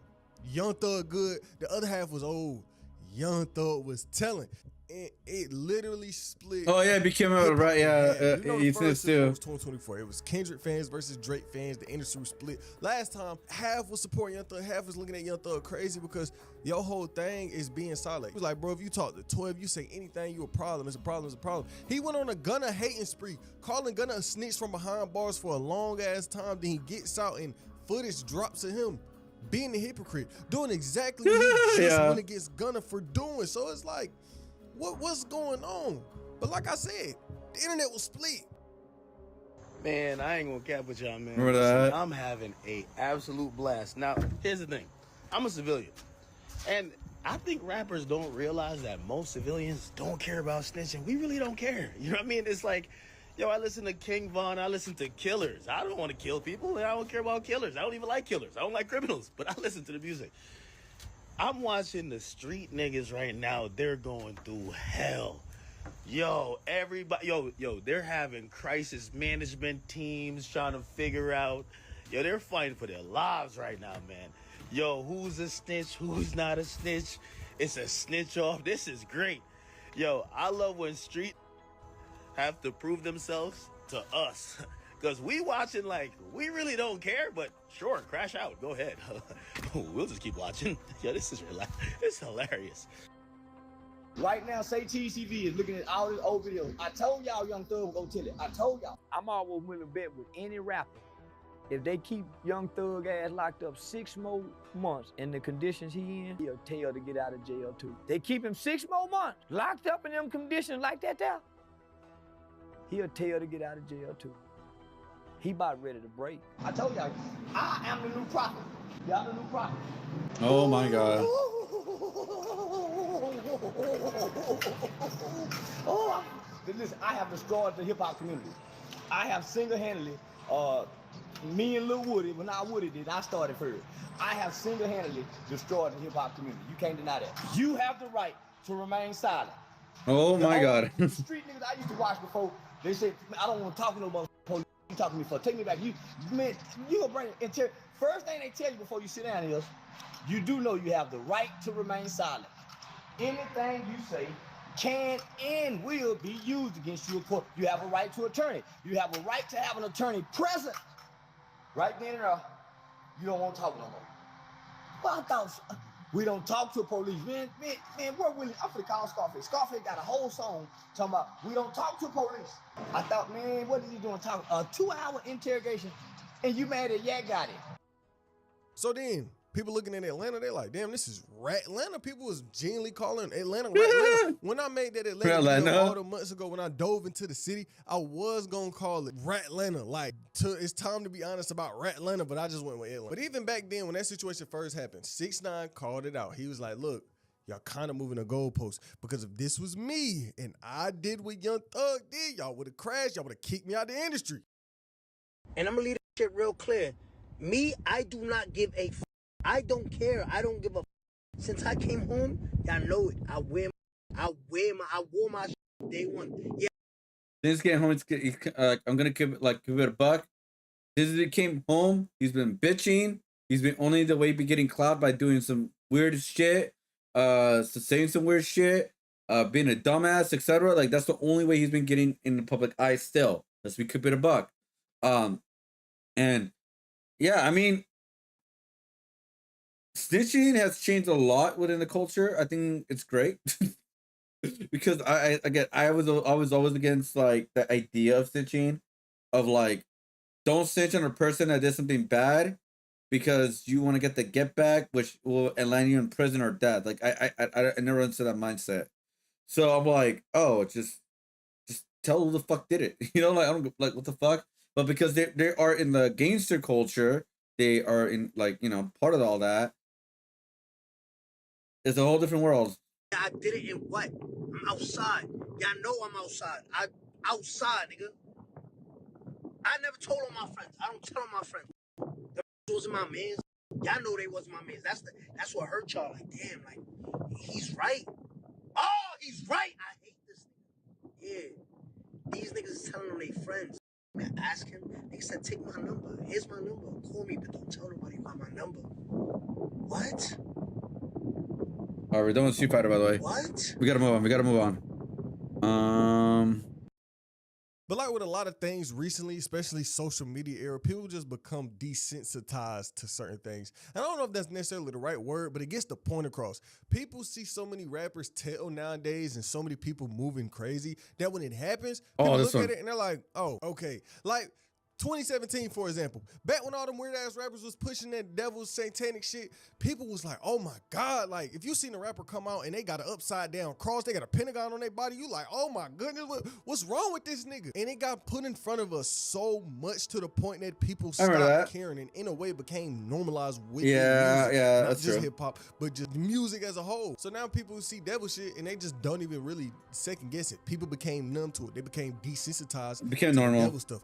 Clout era, for example, everybody, you know, putting on all these outlandish stunts. They getting on social media and they doing this, doing that. Boat Game, for example, Lil Pump, the way these niggas was acting, people was so amazed by this. They're like, oh my God, like, so with time, just like the whole devil stuff, people became desensitized to it. It became normal. It became so normalized that people no longer second guess some of this stuff. People no longer double take. They're like, damn, he did that for real. People seeing it like, oh, he did that. And the same thing applies to snitching. We are seeing so many artists tell and speak up in these situations that they wouldn't have a couple years ago or that wouldn't have been accepted a couple years ago. So now it's kind of getting to the point where people hear a rapper tell and they're like, oh, you know, it's just another dude telling. You get what I'm saying? People aren't surprised by this anymore. Take the Gucci Mane situation that just happened. Back in January, y'all know Pooh Shiesty robbed Gucci Mane, okay? He held Gucci Mane at gunpoint to get him out of his contract. They stole jewelry. They stole watches. They stole bags. Like, they was doing a lot trying to prove a point to Gucci Mane, okay? Get out this deal. I don't want to be in this deal no more. They did a crime. 12 comes. Gucci speaks up. Gucci says what happened, right? Then he drops the song kind of even more snitching, like he's admitting what happened.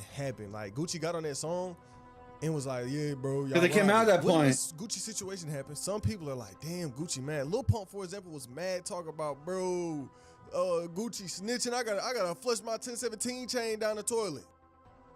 But Gucci's writing Did it about really? all this killing, no snitching, this, that. Bruh, you snitched on a song. You snitched on yourself. And now there's statements about to come out about you, boy. I cannot believe this. I cannot believe it. Gucci Mane snitch. What a bozo. I'm gonna get my 1017 chain and flush that bitch down the toilet. Can I have it? But a lot of people Yo, look no, at it Jackson, like, how's it going? you moving like that, but then it's a whole other half of hip hop that's looking at it and they're like, oh, that's not really snitching. You know, when 6ix9ine did it, it was snitching, but Gucci did it, so it's not snitching no more. So from Whack 100 officially, I get you have. I would say this. Is it really snitching if the news came out first about that happening to him without him putting it out there? Like, who put out the information out there about the robbery and all that? Was it Gucci Mane or was it somebody who works for him? Like, he didn't, like, I don't give a fuck, you're getting in trouble. Nice to meet you. I'm Doodle Bob.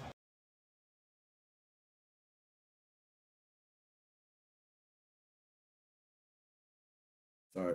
There we go. So it's kind of like if the news is already out there, might as well make a diss track and make fun of him. Like, I didn't snitch, but it's out there already, so might as well just do it, you know?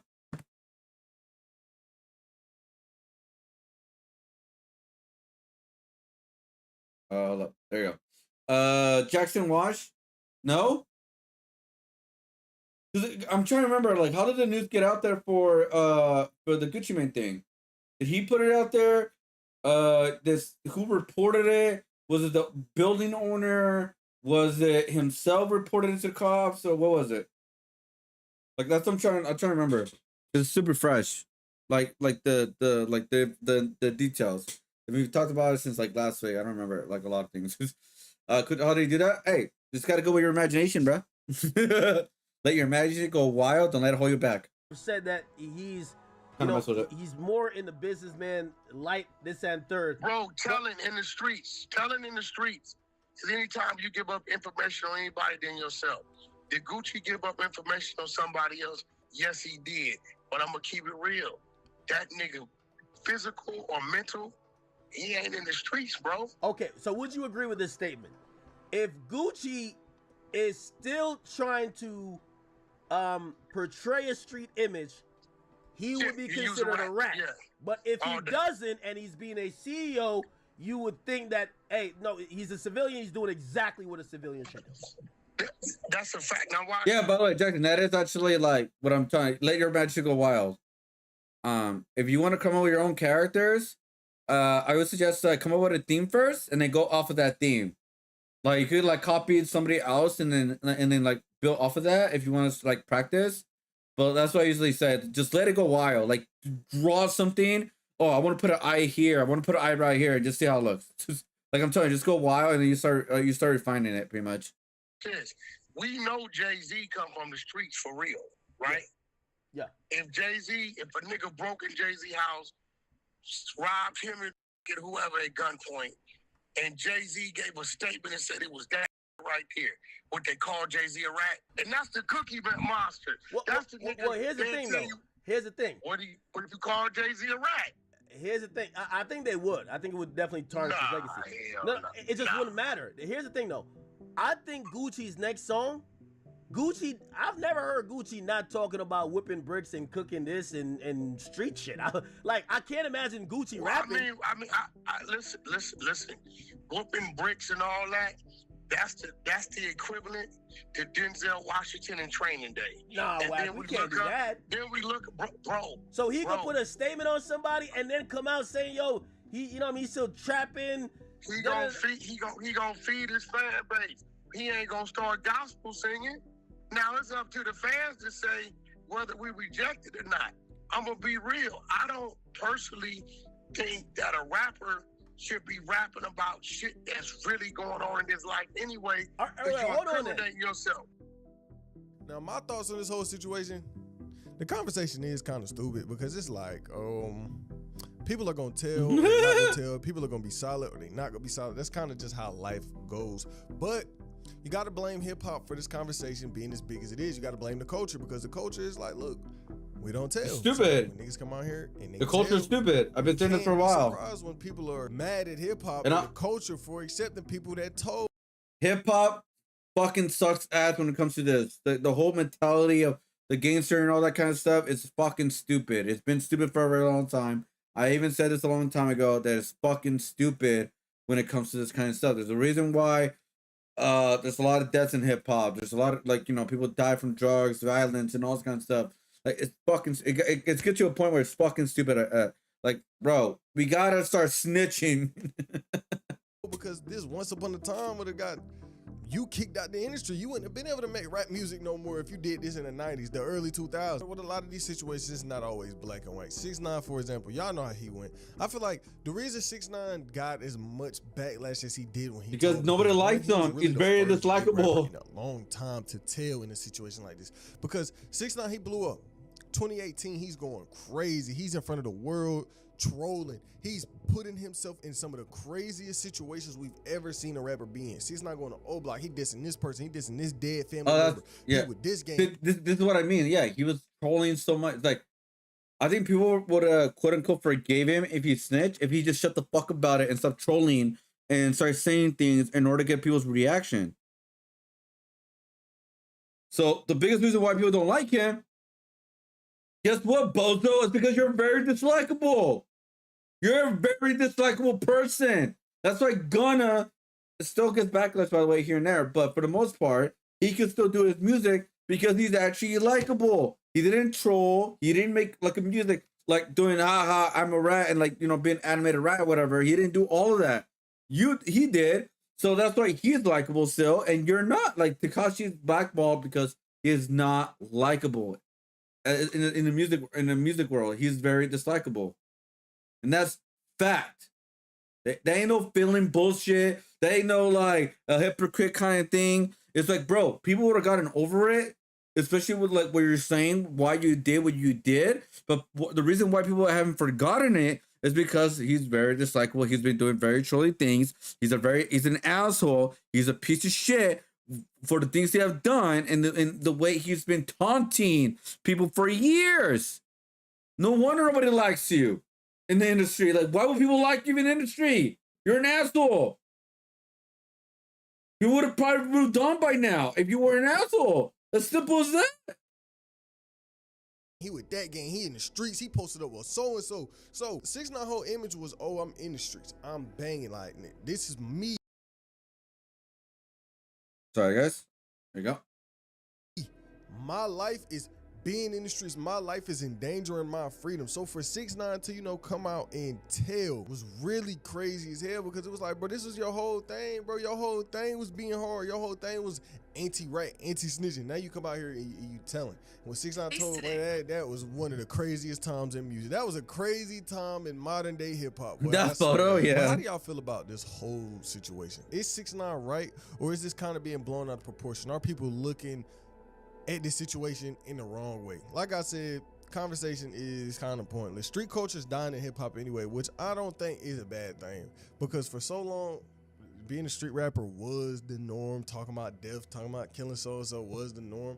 And it is kind of good that hip hop is moving away from that. But at the same time, is it good to allow snitching? Is it good to allow disloyalty? You know what I'm saying? It's like, it's a weird situation. And I think for 160, it's good to allow snitching for people who done bad shit. If I did something really bad, I expect you guys to snitch on me. All right? If I did something bad and you guys know I did something bad, snitch on me. Hopefully this doesn't age like milk. Do not clip this.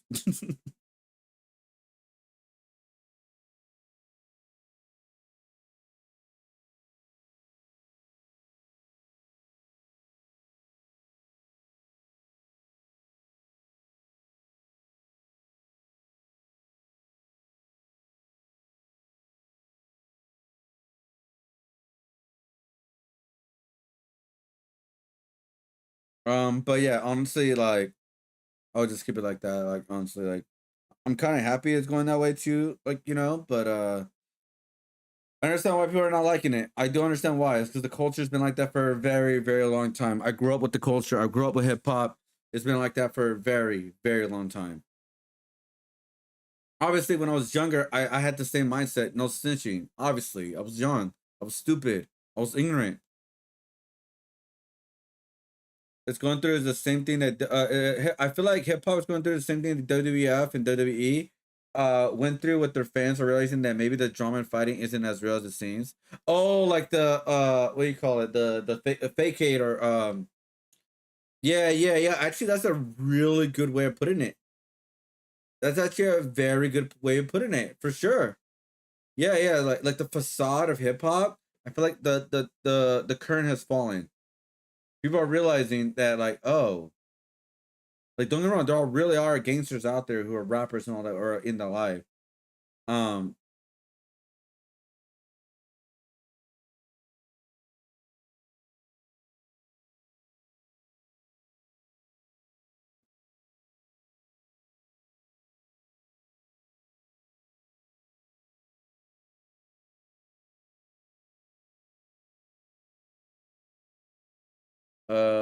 Guadalajara, the Toxicas.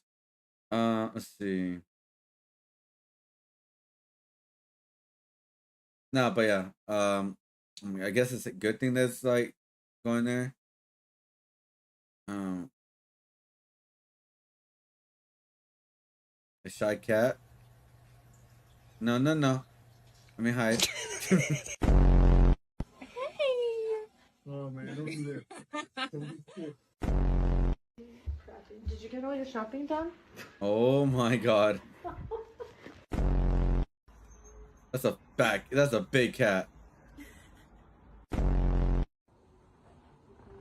No way you fit in that. Oh my god, it's two of them. So I was looking for Ruby the baby cat the whole time until I found out. Nope, no. Close the door. Close the door. Sorry. Oh my god. The cat does not want to leave.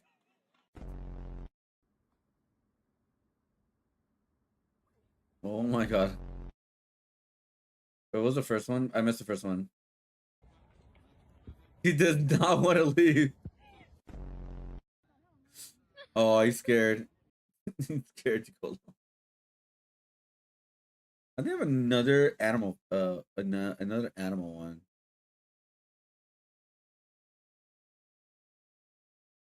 Let's see. Oh yeah, this one right here. Like, damn, he wants that fish. That crunch, man. I've yet. Bro, like his eyes, dude. Like the way he opened his mouth. That's so crunchy too. Bro, he's so lazy, he doesn't even want to get up to eat it properly. Like, oh my god. Hey, the way he, like, look. Sorry. All right, guys. So yeah, by the way, pick your night. If you're gonna, like, let's say it's the weekend, let's say a Saturday. I think the Saturday is a better day. I don't know why, but yeah, because like you may not work all day. So, which day, which night would you pick? Which one would you pick, guys? Let me go green screen real quick. Let's see. The first one is the PlayStation with a Spider-Man, Tomb Raider, and Final Fantasy 6, 8. I think it's 8. A DS 92, or second pick. A DS with Mario and Luigi, Sonic Classic Collection, Nintendogs with a Wendy's. The first one was Pizza Hut, by the way, Pizza Hut with Pepsi. The second one is with Wendy's. Looks like is a cheeseburger or barbecue cheeseburger. I think that's what it looks like, with fries and a Frosty and a drink. The third one is pretty much Burger King with GameCube with a Metro Prime, SSX, Luigi's Mansion with nuggies, a burger, a fries, and a drink from Burger King. The fourth one is Donkey Kong 64, Zelda Ocarina of Time, 007, in a regular cheeseburger combo. Looks like large fries and a large drink. I will have to go with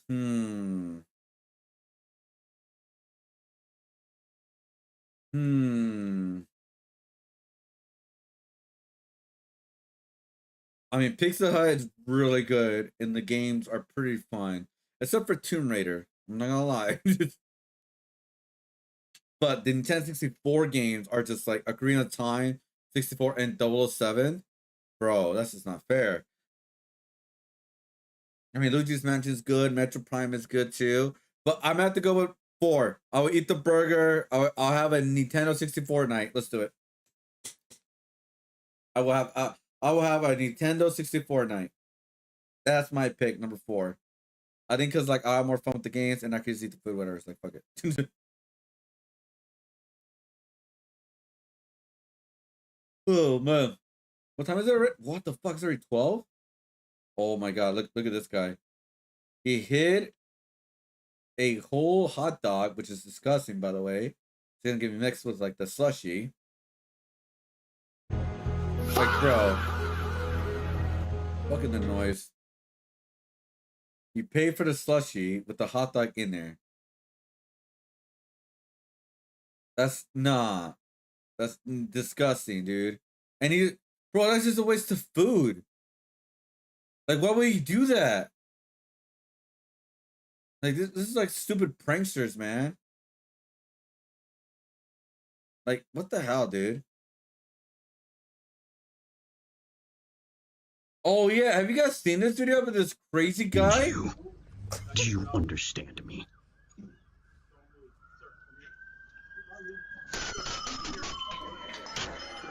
Like, did he have just a mental breakdown?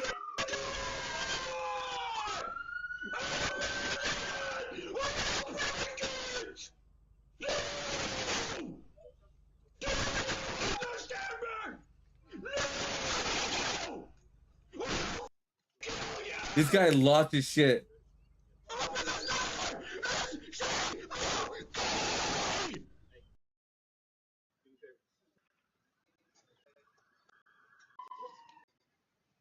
And they arrested him. Like, why? Like, why he lost his shit? He just went to a random person place. Like, the nose is funny, like...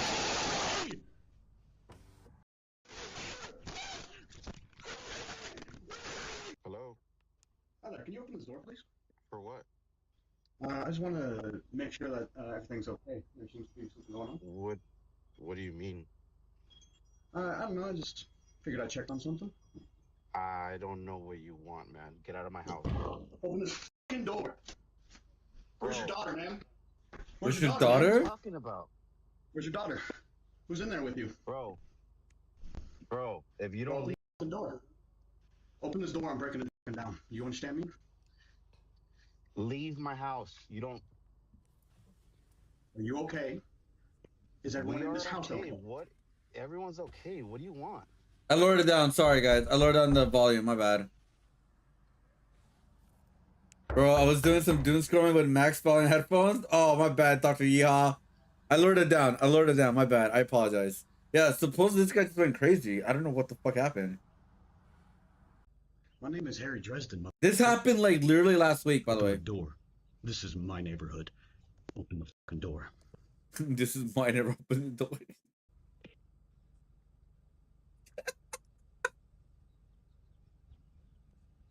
No, or I will fucking end you. Do you understand me?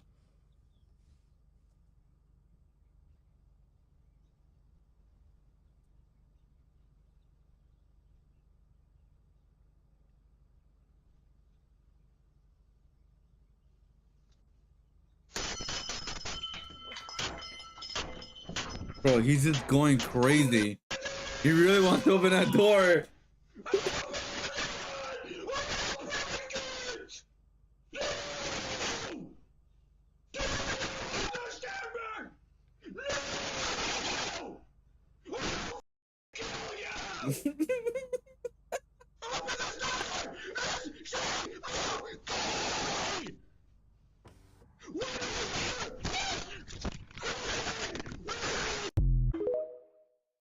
Bro, it was like he got arrested, right? But it's just a weird story. Like, I don't even know, like, bro, I didn't even know what the fuck happened. Law enforcement department had confirmed they are aware of the video. Yeah, and they arrested him recently. Yeah, he had like a mental breakdown or something, dude. Because this is him getting arrested right here. He's getting arrested right now. We don't know exactly what happened. A lot of people thought that was AI. A lot of people thought that was AI. It wasn't. I have no clue why he was so mad and why he wanted the person to open the door. Like, bro, like, what the fuck is your problem? Like, I'm just like, what the hell? Like, it is crazy, man.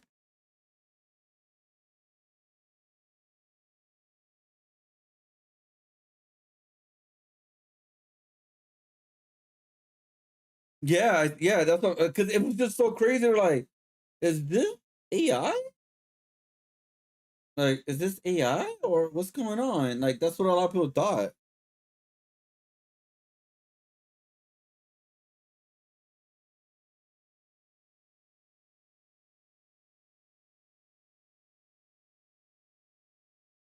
Right now, I'm uploading a short on YouTube right now, or on TikTok first.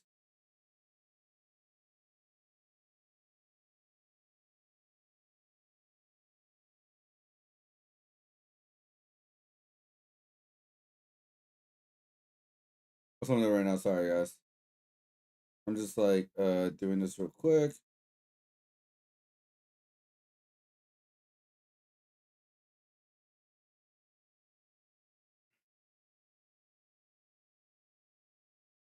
Here we go. It's 2 minutes, but I gotta clean up, but fine. There we go. All right, cool. But yeah, it was just so weird, dude. It is very, very weird. Let me see. Let's see. Could you possibly play the song "Edge of Infinity"?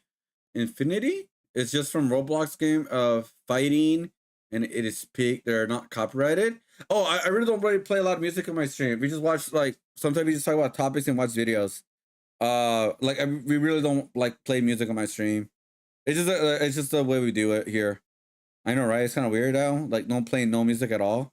It's kind of strange, right? The only time we play music is when I do my starting sin screen. That's the only time we do it.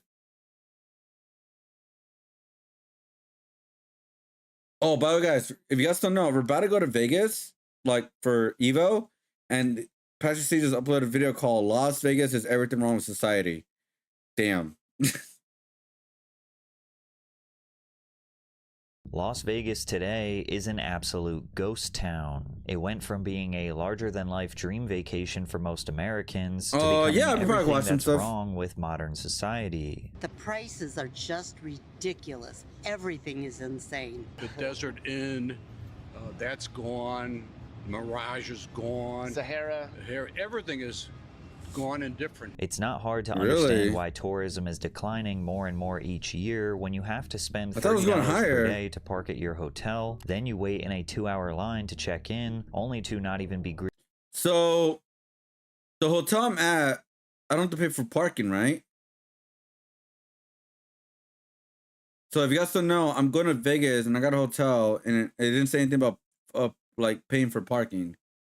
Greeted by a person, but rather a kiosk. Later, when you're burning up in the 100-degree desert, you'll have to pay $14 for a water bottle to cool down. And if you somehow manage to avoid a car accident while being distracted by the $4 billion sphere that is polluting the sky with blinding LEDs, you might notice that iconic and charming hotels are being demolished while crowds of people cheer for its demise. Why? Wait, why? Why is that happening?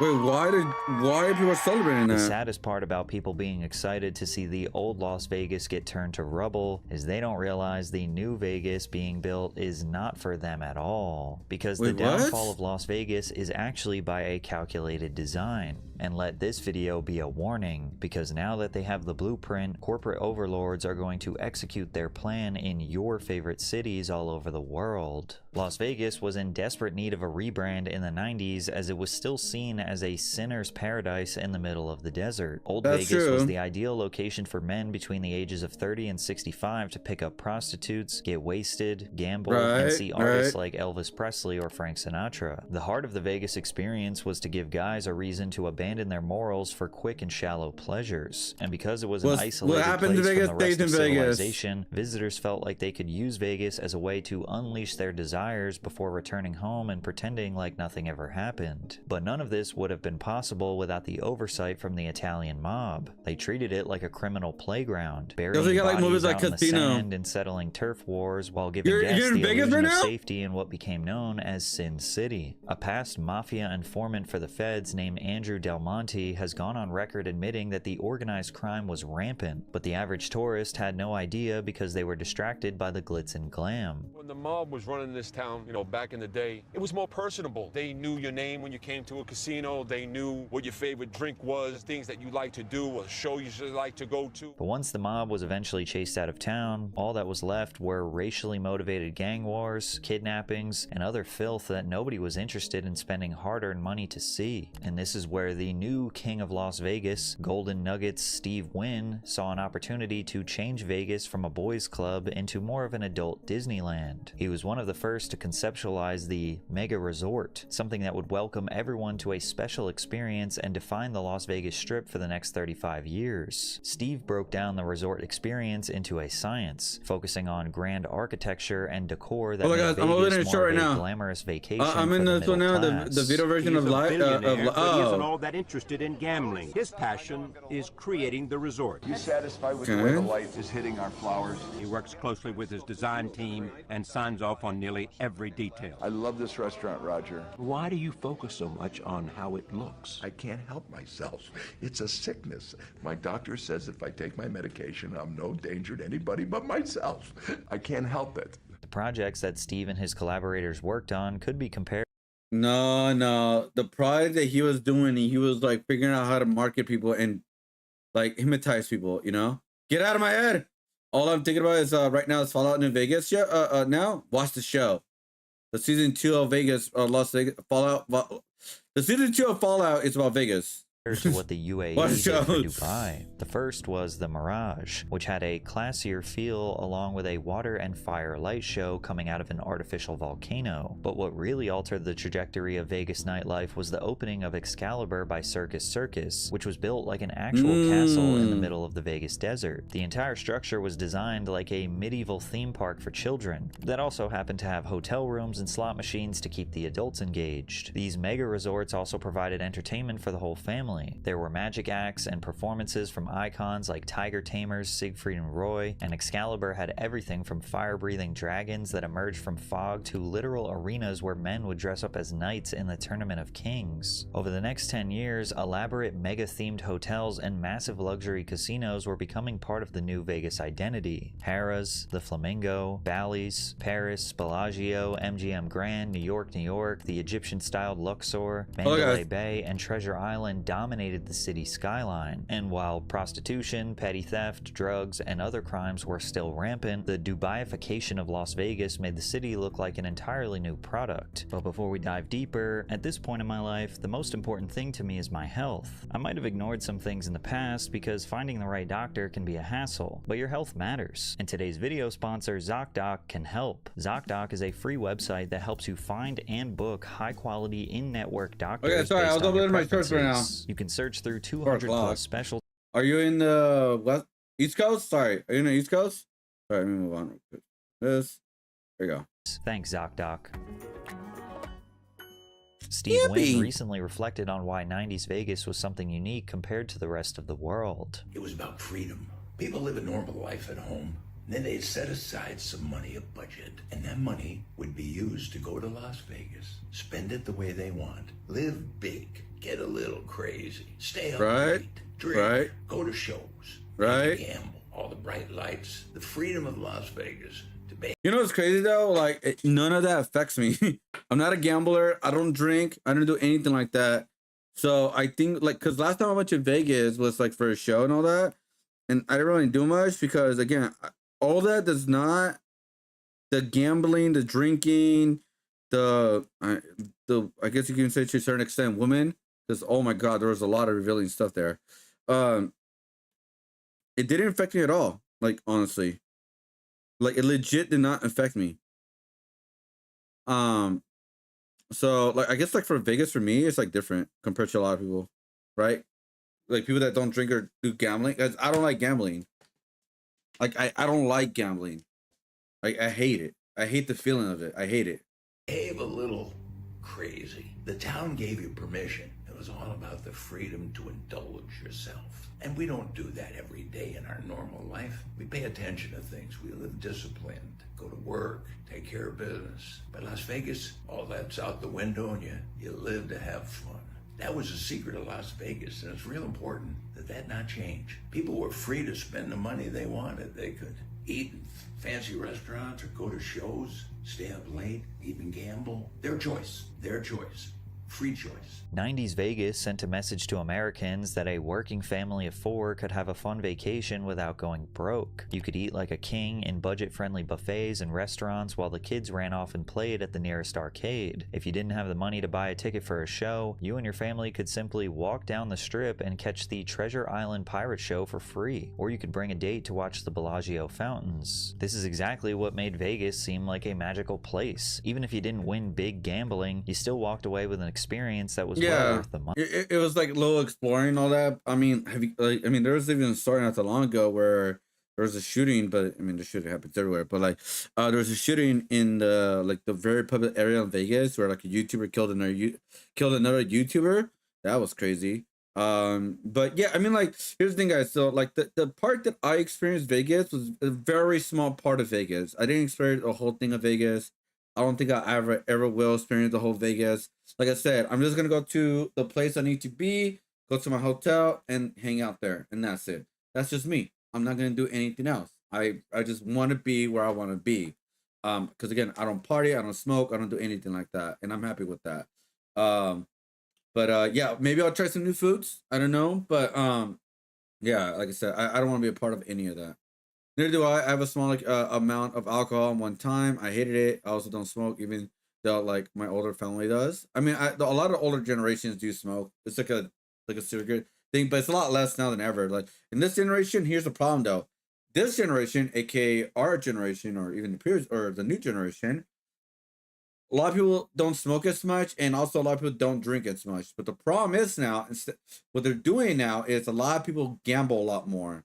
Whether it's come with Pokemon cards, whether it is like gambling in anything with like casino, traditional stuff like that, and even to a point where you could gamble your bills. That's how bad things are at, man. It's insane. Money. One travel blogger described 1999 Vegas saying, "I took my first legal age trip to Vegas with a friend. We stayed 5 nights at the Manor House at Circus Circus for $100. The package came with 2 buffet coupons, a blackjack match play, and other freebies. Coupon books were treasure maps, leading us from one free drink to the next. The Sahara had $1 blackjack tables. I stretched $40 into hours of play, with free drinks to boot. The Stardust ran a promotion. Spend $50 at any restaurant and get 2 show tickets, plus 2 drinks each. My friend and I could barely hit $25 a piece at the Mexican restaurant, even with 32-ounce margarita mugs. An experience this cheap was almost too good to be true. But the reason it was possible was because dozens of independently run casinos were competing to give you the best deal. Something that feels almost entirely gone in our modern world now that private equity owns literally everything. Every hotel, restaurant, and casino had to fight for your attention, which meant cheaper rooms, better comps, more generous odds, and experiences that felt genuinely worth your money. The actual great part of capitalism people don't talk about is when there is a lot of competition between businesses, the customer actually benefits. But the second that competition starts to disappear, corporations will destroy the thing you once loved and rebuild it into an overpriced machine designed to extract as much money from you as possible and make you miserable miserable in the process. By the year 2000, many of these casinos and hotels were becoming dissatisfied with running their own individual operations, so a mega corporation was starting to form. The Park Place Entertainment Corporation was formed when Hilton Hotels Corporation split its lodging and gaming operations into two separate companies, accomplished through a tax-free distribution of Hilton's gaming division to its stockholders. The move gave them control over Flamingo, Bally's, Paris, and the capital to purchase Caesar's Palace. Soon after, Steve Wynn sold his company, making MGM Grand become MGM Mirage, which now had control over Bellagio, the Mirage, Treasure Island, MGM Grand Resort, and New York, New York. But if you were a tourist in the early 2000s, you probably had no idea that a couple billionaires were playing a game of Monopoly to take over the Vegas Strip. The whole city was peaking as the ultimate American playground with jugglers, dancers, magicians, zoo animals, and massive gardens. Plus, most of the outdoor entertainment was completely free. People would be kicking back in their hotels and seeing ads with restaurant prices that seemingly don't exist anymore. And check out these Santa Fe Station values.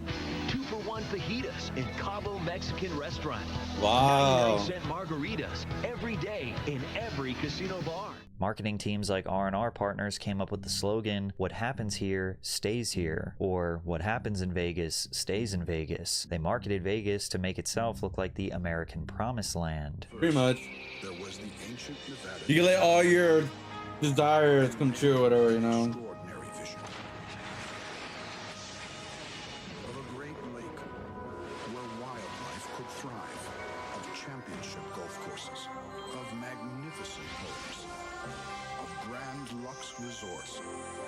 God damn, these old ass trailers, dude. While these mega resorts attracted younger crowds and families with incredible deals for a luxury experience, the older hotels that had become Vegas. So technically, it's still like that, by the way, when it comes to hotels. Hotels are pretty still cheap compared to other areas. And I know this because I've been trying to find a hotel for Vegas, and it was a lot more affordable than LA hotels. Because in LA hotels, I had to pay close to $600 to $700 in order to stay a 5-day stay for the weekend I need to stay. And compared to like Las Vegas, it's like half that price. And the reason why it's still like that is because they want you to gamble. They want you to buy those expensive drinks, gamble, and all that kind of stuff. That's the reason why hotels are still like very still affordable, is because they want you to spend money on that kind of stuff. It's like, oh, I'm saving a lot more money than I expected. Oh, might as well gamble. So the idea of it is like you're spending more money than you actually expected. That's like the idea of it, pretty much. Vegas landmarks were priced out and destroyed. Visually stunning hotels like the Hacienda, Aladdin, El Rancho, Augusta Tower, Castaways, Bourbon Street, Boardwalk, Stardust, and New Frontier that had been around for decades were being demolished one by one. They simply couldn't compete with the new Vegas. What the hell's going on?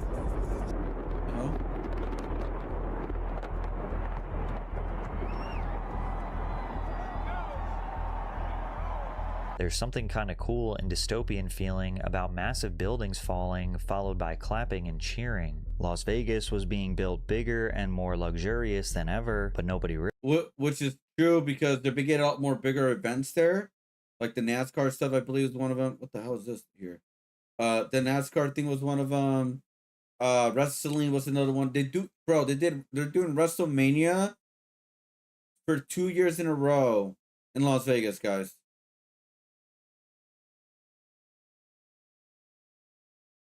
Two years.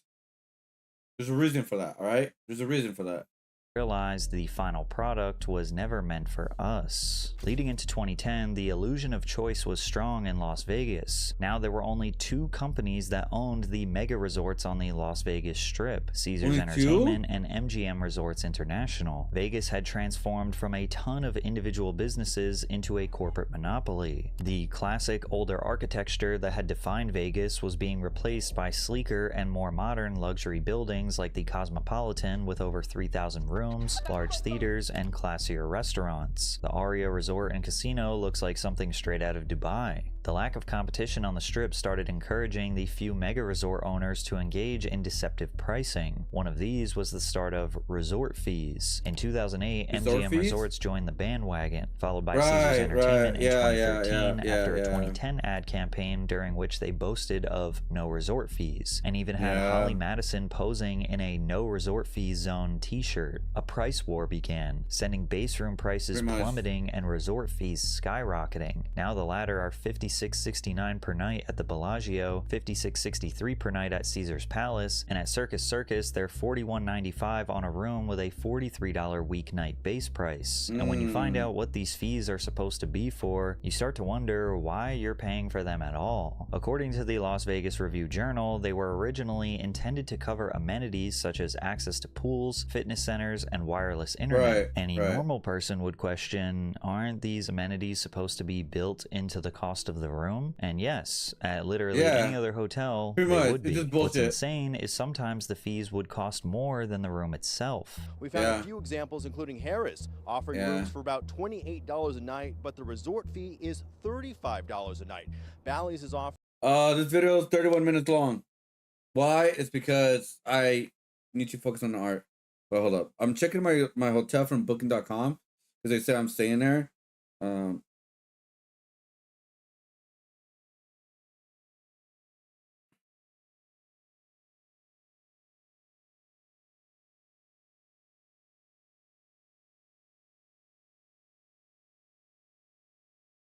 What the?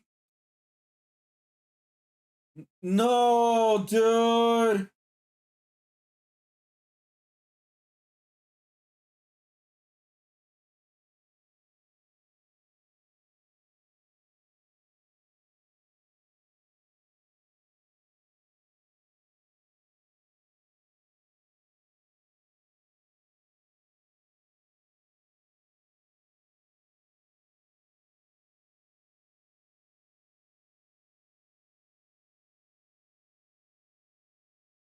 Fuck.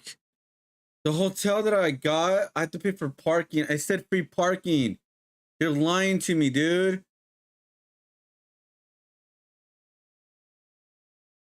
No way, bro. No way, dude.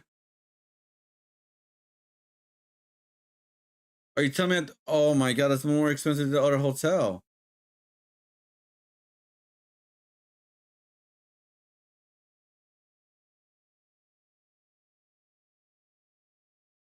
Are you fucking kidding me?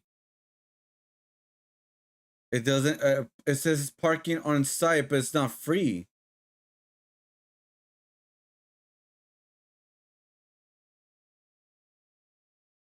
Hold up, let me see something real quick. Oh, I'm gonna let the video play, by the way. Rooms tonight for $30, which is only $5 less than their resort fee. And the Rio has rooms for $29 tonight, which is only $1 less than their $30 resort fee. It's also messed up that some of these fees have been known to go to helping pay for online travel agents. Hotel's not free to charge up to $18 per parking. Well, valet parking charges. What the fuck? Agencies who are often provided a commission for guiding customers to the resort. At that point, the customer is not only paying for an experience they cannot even opt out of, but they're also paying for promotional tools to bring more business to a company that's not giving customers a good deal. YouTuber Jacob's Life in Vegas has been following the decline of quality and rising prices for years. You know what we have right now on the Strip? We have over 30 individual hotels who charge $50 to $55 for the resort fee per night. So now it's more like a $99 room turns into a $175 room. Because remember, you pay the $99 room price plus the 13.38% room tax on top of that price, plus you pay the $55 resort fee, plus you pay another 13.38% room tax on top of the resort fee. Now, their strategy is pretty obvious. These hotels want to be able to list the rooms for a supposed great deal, $30, $50, and these days even $100 per night is considered good. But then they sneak in all these fees to the point where you're paying almost double what you thought you were going to spend. Slowly but surely, the middle class was being kicked out of Vegas. It was even getting harder to find something reasonably priced to eat. Buffets were changing from budget breakfasts and burgers and fries into finer dining experiences, serving fresh crab legs, sushi, and quality desserts for big spenders. And currently, we're seeing the mass effect this has been having on budget spenders all throughout Vegas. Even the affordable restaurants all over the Strip are slowly dying. One of the Las Vegas Strip's most beloved cheap food spots closed forever in 2024. For years,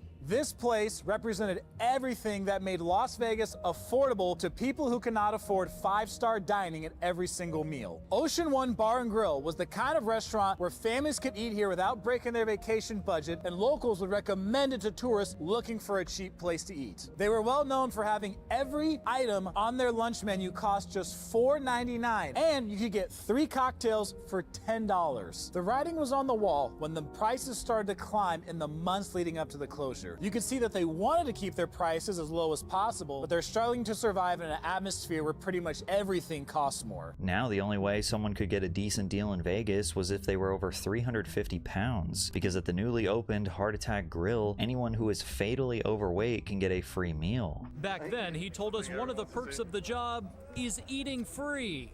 Anyone who is over 350 pounds doesn't have to pay. I'm big, you know what I mean? And so why not? But I don't eat here Oh my every God. day, so why not have fun with it and go with it as long as I can? Sadly, And he's died, we by the now way. know how long that was. Blair died last week at the age of 29. His family Crazy. says the cause of death was pneumonia. But as if pricing the average person out wasn't bad enough, now it feels like they are intentionally making the experience worse for anyone who isn't filthy rich or a high roller. Oh, With the guys, widespread God damn it. adaptation of new technology, Vegas is attempting to replace humans and whatever soul was left of the place. At the same time that luxury mega That's happening resorts everywhere. started That's taking happening over everywhere. Vegas, Caesars Entertainment Everything's and becoming MGM AI resorts were making greater or moves to robot control thingy. the behavior of their customer base. It wasn't enough that every hotel was designed to keep you trapped inside. They needed to find a way into your smartphones to track your movement before you even walk through the door. The Las Vegas Sun reported that they began using the technology in 2010 with apps developed by Macro View Labs of San Francisco. The apps allowed resorts to target users by GPS signal, offering different deals depending on how close they are to their destinations. A customer with the app on his or her phone may be having dinner at the Cafe Vetro at the Aria and receive a notice of a special in the casino. Someone in Tulsa, Oklahoma can use the Monte Carlos app to book rooms at the resort and make other travel reservations. And while this might seem like an innocent tool to help the customer find the best deals and tables, these apps were specifically created to trick people into thinking they have options when in reality they're just being advertised another company that the same business owns. The app's lead designer, Aaron Ezra, basically admitted to doing this by saying, "The MGM Grand alone has hundreds of pages of content. Along the Strip, you're talking about hundreds of restaurants, hundreds of nightclubs, hundreds of casinos, and hundreds of activities. The individual apps also allow each resort to target its clientele in ways a shared app would not. It's all about being able to send the right information to the right person." Damn it, in other man. words, he said, "Our multiple apps give our customer the illusion of I'm getting choice. a different The hotel customer right now, doesn't guys. realize this is a monopoly because every casino and hotel has their own app that's giving them a deal, when in reality, all of that money flows back up to the same corporation. The long game for Fucking Vegas was bullshit, dude. finally clear. The mega resorts and cheap entertainment were never about the culture or the excitement. They were giant, beautiful mazes that are designed to be harder and harder to escape with every new building and app that came with it. And the experience for anyone who wasn't filthy rich just kept getting worse. Vegas started replacing humans with these apps and digital systems like self-check-in kiosks. Our goal is never have anybody wait more than 15 minutes, and we were far exceeding our goals by double during certain times of day and days of the week. However, they are trying to optimize something that doesn't need it. Checking into a hotel used to be a comforting part of the experience. You would talk to a friendly clerk, ask them questions. All right, sorry about that. So, okay, so I just found out about like the hotel that I got was a much safer hotel, which, okay, that's good. The problem is, here's the problem.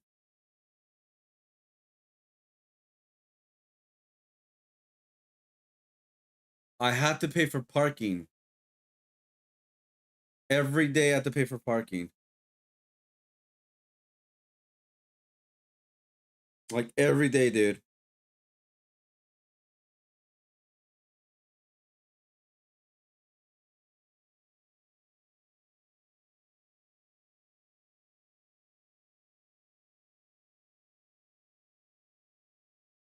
So that is the problem. Like that is a problem. Because how much was the hotel staying at cost? The hotel that I was staying at, where I was gonna do, is about $400, right? Wait, what? I have 3. Oh, I kept it. Oh, I didn't need to do that.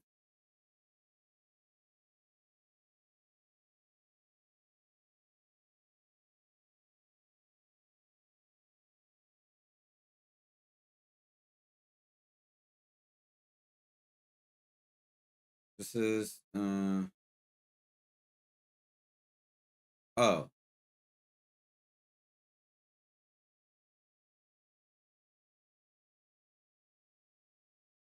Wait, what?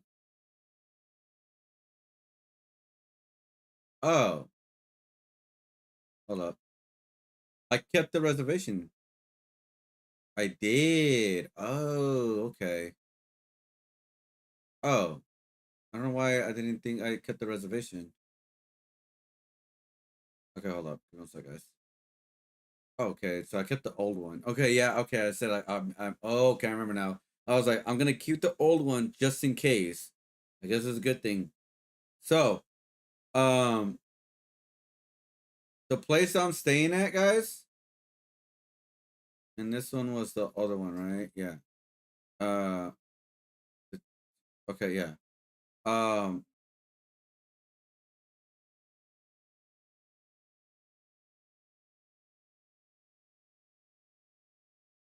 so I'm gonna delete this. Cancel this one. Sorry. Give me one sec, guys.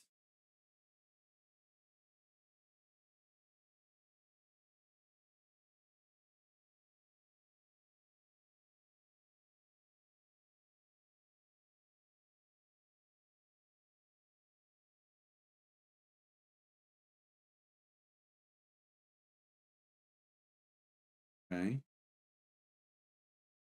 Oh, because guys, it was gonna add up like crazy. So it's gonna cost me about $400 to the hotel, and then it's 4 nights, paying about $30. Like I'm just doing the max. $30 for parking each 4 nights. That's about $120. Guess what, guys? I have to pay parking for the event as well. So that's about like $30. I'm just doing the max. About $30, another 120. So I'll be paying $600 and something just for the hotel alone. Yeah. Yep. Yeah. So that's why I had to cancel it. About your stay. They might give you some recommendations. It can be a Queso will love this. Imagine you eat that. It will be so good. Good food. Wait, what? How much? Queso will love this. Kirby! Oh my god. I can tell. No, but like, okay, so here's what happened. The hotel that I was gonna stay at, the new one that I got, was bad. It's good for, I guess you could say, safety wise, right? But the problem was it's gonna be way too expensive for me to afford it, because it's gonna cost around $680, just to stay for the weekend, because I have to pay for parking for two places, the hotel and also the event. So I'm like, oh, why the fuck am I doing this then? So that's why I decided, oh, I'm not doing that. It was cheap, it was affordable, but the parking is gonna kill me, dude. I'm paying double. I'm paying almost double the price for the hotel just for parking alone for both events. For both events, that's insane. And then this one allows free parking. The one I had before, it's like, oh, I have free parking on this one. Unless I did it wrong on the wrong date. Hold on, let me check one more time, guys. Sorry. Very pleasant I'll let the video interaction, play. and oftentimes is the first person that you actually talk to in a new city. So sure, now it's faster. Wait, no, actually it's not faster. People visiting Las Vegas are waiting 3 to 4 hours in line waiting to check into their hotel room, and often when they get to the front of the line, they don't even have rooms that are ready yet. This is specifically at Caesars owned properties. This is Paris, and I'm about to show you Horseshoe. They sell their rooms dirt cheap, so they're always busy, and then they staff 2 people to check in guests. And now, if you want to beat the lines and check in early, well, you're gonna have to pay for that. The newest horrible ripoff are these crazy early check-in fees. Here at Caesars, I've heard $50 to $75. I've heard even higher at other places. The corporate leaders running Vegas might want you to think people love the modern digital interface, but there are hundreds of thousands of reviews that say the exact opposite. I worked for Caesars for a couple years, and you are absolutely right about them being understaffed. The bathrooms are disgusting, and the guest waits for everything they need help with. They pack in the value guests and bend over backwards for the big spenders. What was actually happening in Vegas was the same thing that was happening all over the world. Self-checkout lines have cut the number of cashiers in half, and yet we still see someone constantly having to repair them while costs for everyday goods continue to rise. We find ourselves in drive-thrus that are partly managed by artificial intelligence, only for them to glitch or shut down altogether. Food delivery apps promised faster service at lower prices, but all they really managed to do was eliminate the connection between restaurants and customers while charging fees that never benefit drivers. It's the I mean, yeah, it's true. I mean, the biggest thing that the delivery apps does is more of a convenience in general. And the only way a driver could like make it a beneficial if you work smart, not bad. But then again, it's gonna be bad in general because the people have to pay more money in tips in order for people to pick up their food. Like for example, I am like there was an order for about $15 to drive for like I think like 8-9 miles. I declined it because I have to pick up 80 items at a grocery store that closes in an hour. That I'm not familiar with. I canceled that order because I was like, hell no. Like hell no. But yeah, anyway, so yeah, I mean like it's crazy. It just sucks, man. It just sucks that things are like this in general, man. Luckily, I got the hotel. I still feel like I'm gonna get charged more. Even though like it says like I just like I am afraid they're gonna charge you more, and because on the thing for when you reserve a room, this is a third party, guys. It's not straight from the hotel. The problem is I can't show you guys because it shows personal information.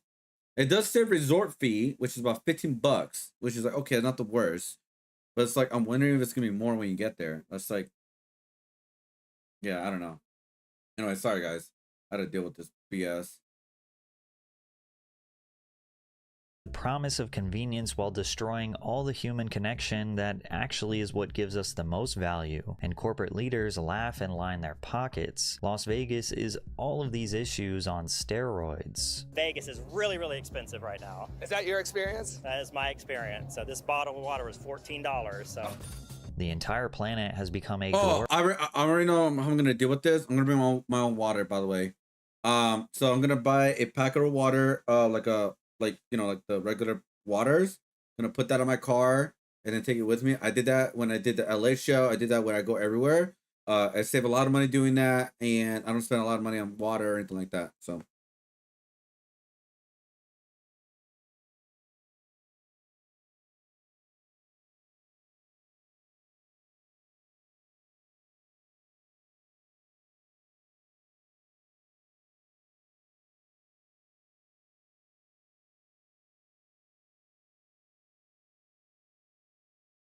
Let's see, hold up. Hold up.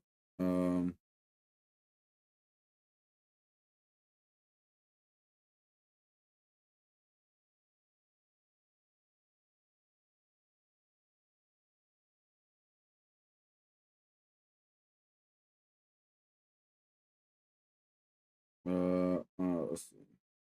There you go. Sorry about that, guys. Let's go back to art. Let's get back to the video. Go back to art. We're good now.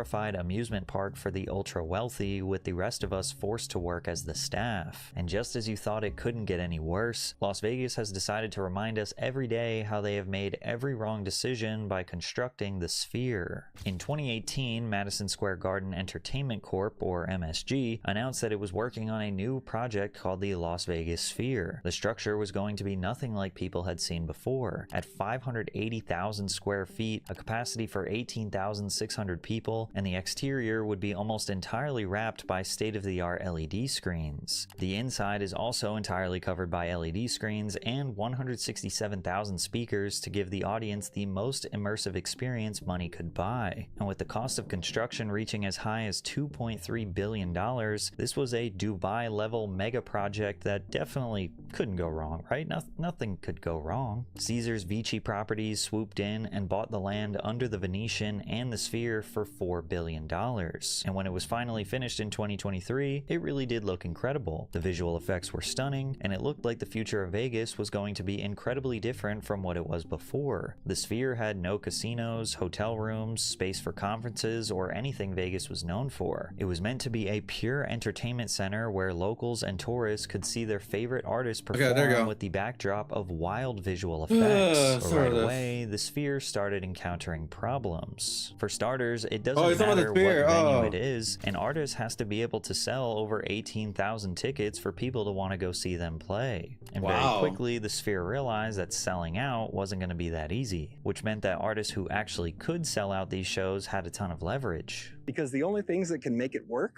are bands that can do residencies, folks like the Eagles, Dead & Company, or U2. You basically have very few bands that can be good tenants for a venue like this. So that creates a problem. That makes sense. There's very few bands that can fill a place like this, and that means they have a lot of pricing power on a venue like the Sphere. They can cut really good deals, such as the venue doesn't take home as much money, say, as a normal venue would in your town or my hometown. The Sphere only works with bands that can do these residencies because of all the AV setup required. That means that there's just not that many nights a week you can fill this place. See, residencies don't work on Monday, Tuesday, Wednesdays because they require people like me to fly in from other states or drive in from California to basically attend those things. It only operates a few nights a week with high volume, high margin kind of stuff like the concert I'm going to. The normal arena in, say, in your hometown or my hometown might be busy on Mondays or Tuesdays and making revenue. This bad boy, man, it's pretty much empty. The Sphere lost $500 million the first year, quickly turning into a financial black hole. And this doesn't even account for the time spent creating graphics for every new artist that performs inside of it. Even worse, there are a large number of seats in the venue where people who spent hundreds of dollars to see a show couldn't even see the entire screen. I mean, the whole point of going to the Sphere and paying the astronomical ticket prices is to see this magnificent screen. But even if you're just a die-hard music fan who wants to hear the performance, well, you might be disappointed, as many people who have sat in those seats report that the sound quality is horrible. Very quickly, the Sphere realized that concerts aren't going to pay the bills. The corporate owners have shifted almost completely to showing movies like The Wizard of Oz because pre-made entertainment cuts down on costs. And while the Sphere is captivating at a first glance, after a while it starts to become an eyesore. Golfers have to deal with a giant emoji trolling them after a bad swing. Blackout curtains at nearby hotels can't even mask the blinding LEDs blasting through the windows. Drivers on the highway at night have an increased chance of being distracted or crashing into another distracted driver. It's slowly being considered a safety hazard that pollutes the area with psychedelic advertisements. Wild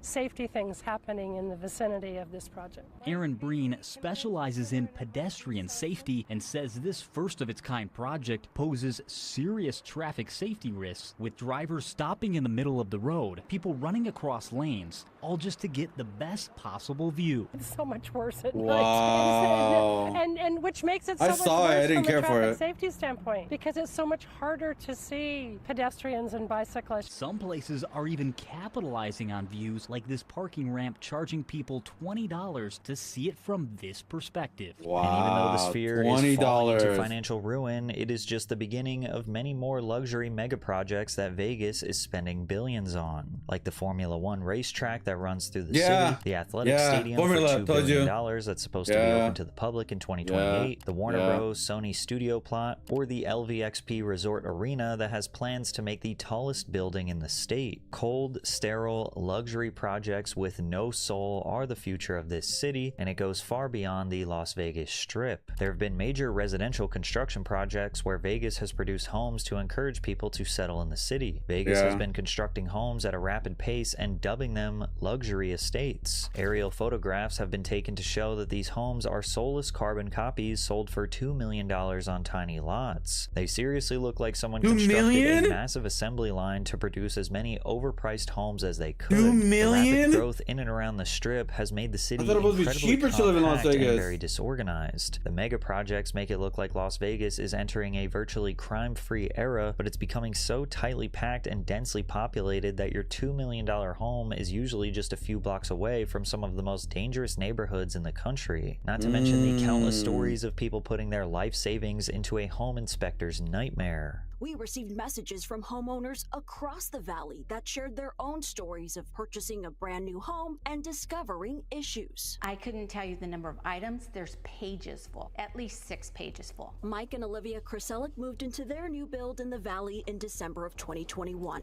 Won't open.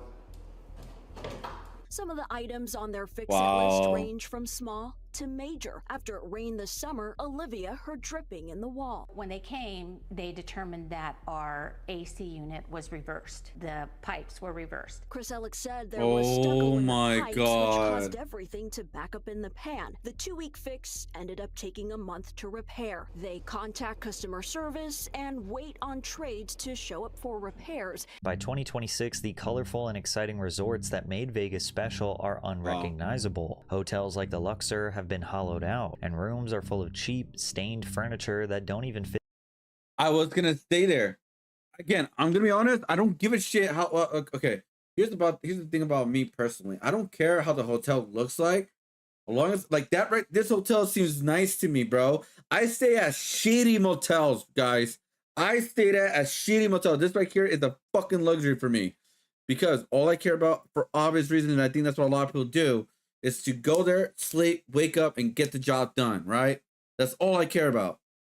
So I don't need distractions. The Egyptian theme anymore. Plus, these days, it's better served as a giant billboard than a luxury hotel. Really, the whole room felt very tired and clearly had a note of cigarette smoke in the air. Despite this, of course, being a non-smoking room. Even the bath towels stenched of smoke. But maybe the view. I'll bring my own. Not really. Our window was located near the top of the building, but it was also behind the massive MGM Betts scrim, which meant our view was very obstructed and very difficult to see it. It also dramatically reduced the amount of light that would shine through. So much so that when I woke up the next day, I didn't even know if it was daylight or not. Even for places like Circus Circus that still hold many of the old amenities, it typically looks like a depressing ghost town. Its center stage barely holds performances anymore, and the fair games are often completely empty. The Treasure Island's Pirate Show has been closed for years in order to make space for retail. Now, there are still standouts that have mostly refused to transform into bland, colorless, overpriced monsters. The best example of this is Excalibur, which still has the classic buffet, low-budget entertainment, and the original decor matching its theme for families. And while it receives a lot of bad reviews for its room quality, it's not pretending to be something it's not. But sadly, it's one of the last resorts standing that reminds us of what Vegas used to be. By this point, the city is just trying to attract high spenders who won't question the prices and quietly push everyone else out. The truth is that appealing to the middle class simply isn't a desirable business model for a publicly traded company. It's much easier to automate the hotel experience and remove complimentary entertainment that affects the margins. If these monopolies own both the business and the land, it just makes more sense to partner with stadiums and massive structures covered in advertisements. They don't care if you're mad as long as their rich clients are happy. You'll start to see this in places all around America. Hotels will remove front desks and replace them with kiosks. Restaurants will raise prices to push out anyone looking for an affordable meal. Airlines will keep adding fees while making the base experience worse.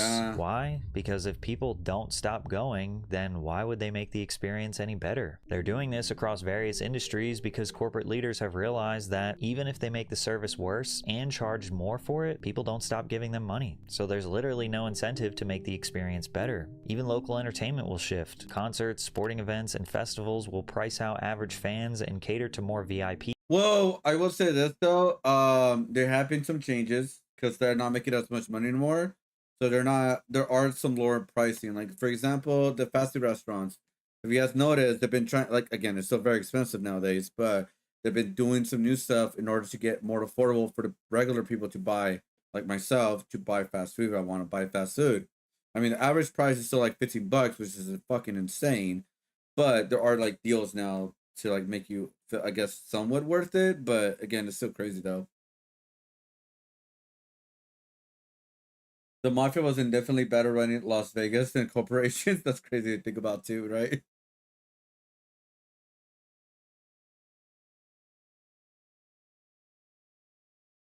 Yeah. Like I said, I'm staying at the at a hotel. I was gonna stay at the Luxor Hotel, but I just found out about like, let's see.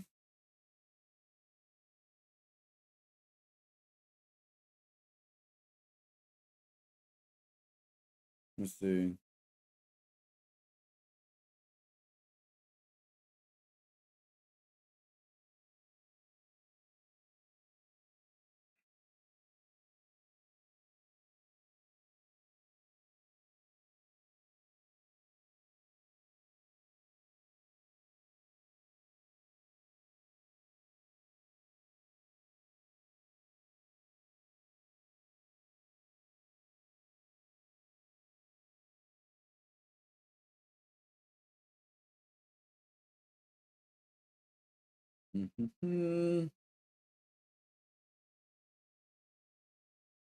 Let me see real quick.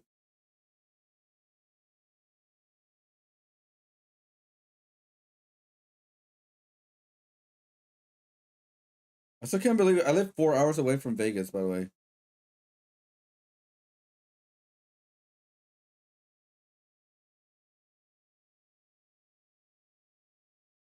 But yeah, that's the way I'm gonna like put my cost a lot more down because I'm gonna bring in snacks for my food days, and also what do you call it? Water, like a lot of water. And I may have to put it in the coolers if I can't bring it in the hotel for any reason. Like if there's a rule, which some of them do, I'll bring a cooler so it doesn't get like it so it doesn't get ruined by like the sun and stuff like that. So it doesn't get too hot.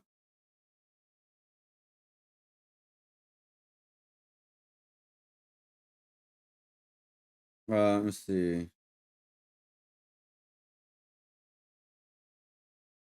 Yeah, so yeah, it's gonna cost me about like $15. Yeah, so anyway, um, we'll see how Vegas goes. Good thing I saw this, guys, because like I was gonna stay at the Luxor Hotel, but the reason I didn't too because I don't want to pay for freaking parking every single night.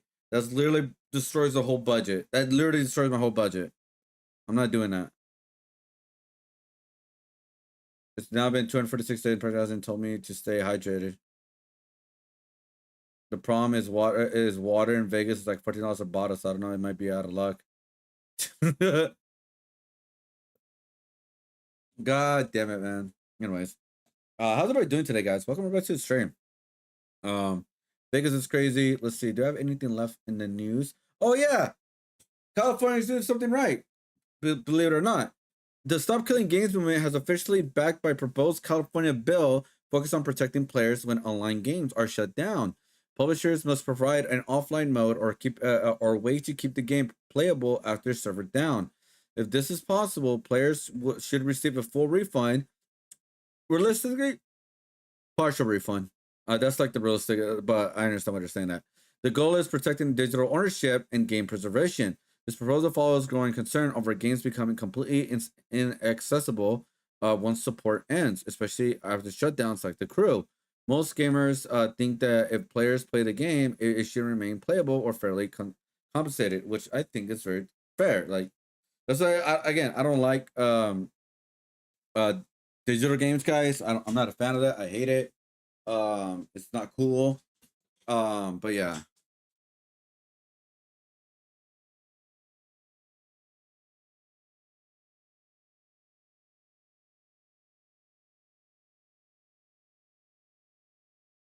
Wait, what? Shannon brings slap Rampage Jack during a heated altercation at an event.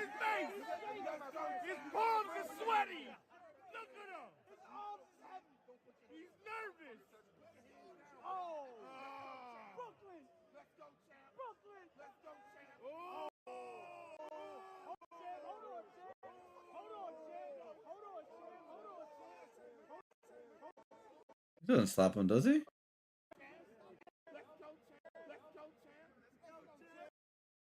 There's no slapping. It's not the finger.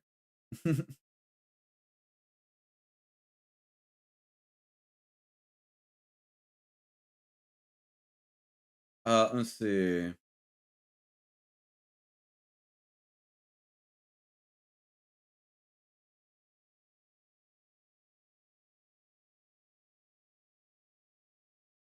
Looking for sealed paladin fates.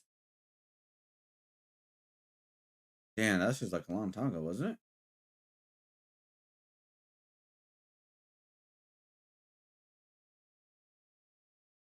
it? You got a speeding ticket? How fast are you driving, bro?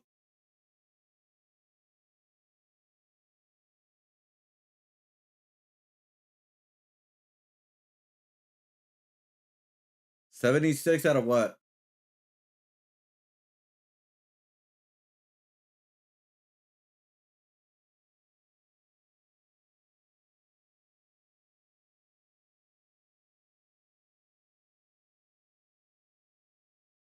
Oh, you were in 16. What kind of street was it?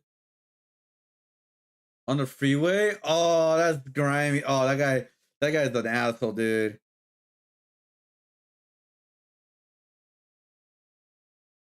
That guy's an ass. Yeah, the cop was an asshole, dude.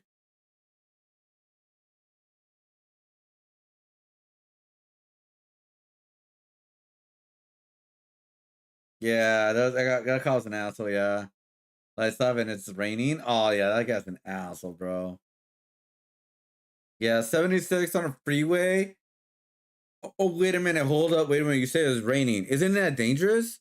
Aren't you supposed to like drive like slower when it's raining? Actually, well, let me see.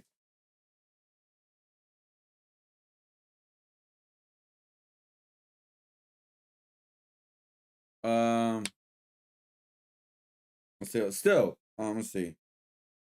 Are you supposed to drive slower in the freeway when it rains? Yes, you are supposed to drive slower on the freeway when it rains. Experts recommended reducing your 5 to 10 below the limit. Can you get a ticket for that? Yes, you can get a ticket for your speed in the rain, whether you are driving on the posted limit or significantly below it. Law enforcement uses two primarily determining your speed. Wow. Yeah. Yeah. You're driving too fast in the rain. I think it wouldn't matter if it wasn't raining. I think, again, I'm just, I'm guessing, you know?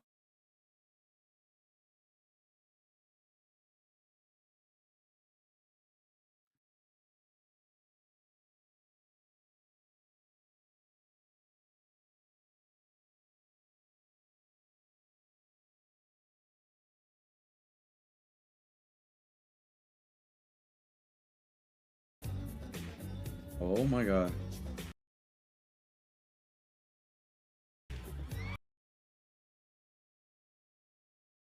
Yeah, I wonder how the movie's gonna be, by the way. Supposedly it's supposed to be a two-parter, by the way. Day 2 of Coachella. Coachella's done, right?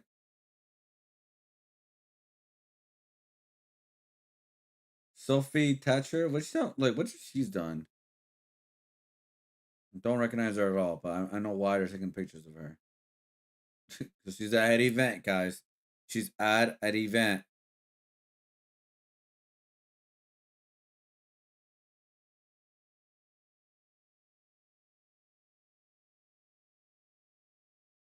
Slap moments. Oh my God.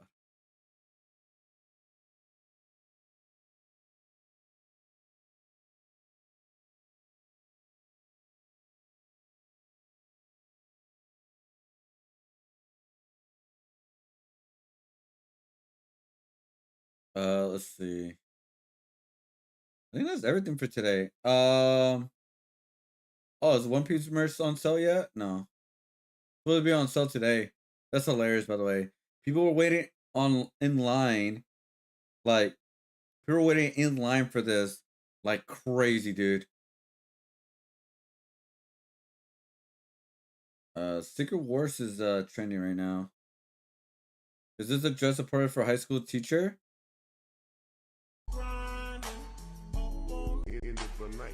That is not real. That's AI.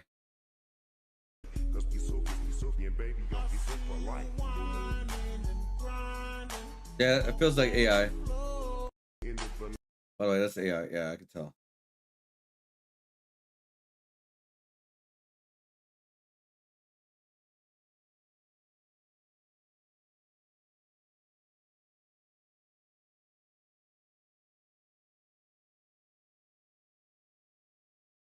Let's see.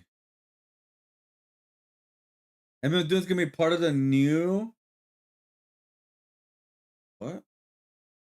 MF Doom. Ooh, he's gonna be part of the new soundtrack for the Spider-Man Into the Spider-Verse films. Nice. There's something crazy with the Secret Wars. I don't know what the hell they're doing that.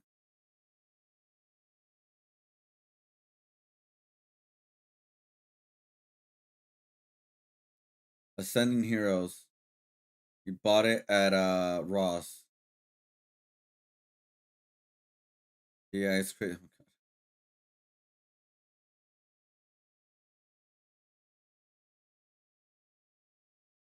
First world tournament for the Street Fighter movie. Oh, that's cool marketing. Oh, that's cool.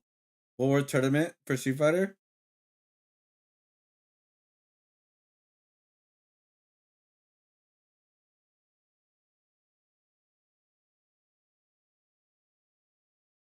Yeah, I think that's everything. I think we have finally did all the topics for today, honestly.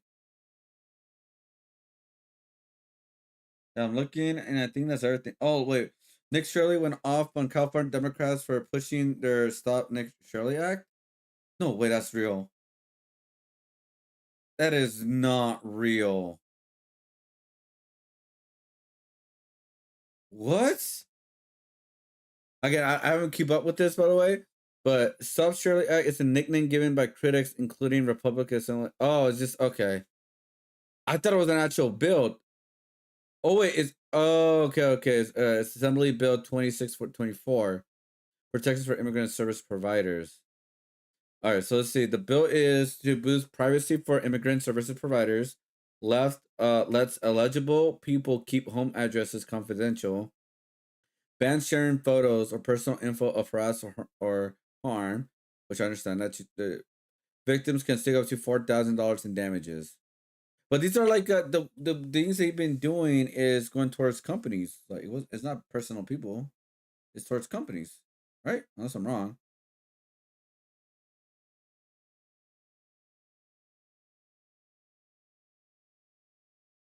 Huh. Interesting. I don't think that. I mean, that I was gonna say I don't think that bill's gonna pass in California, but it is. Like in California, oh shit. I can see that passing. Yeah, it's missing. Yeah, it's missing with their cash. Yeah.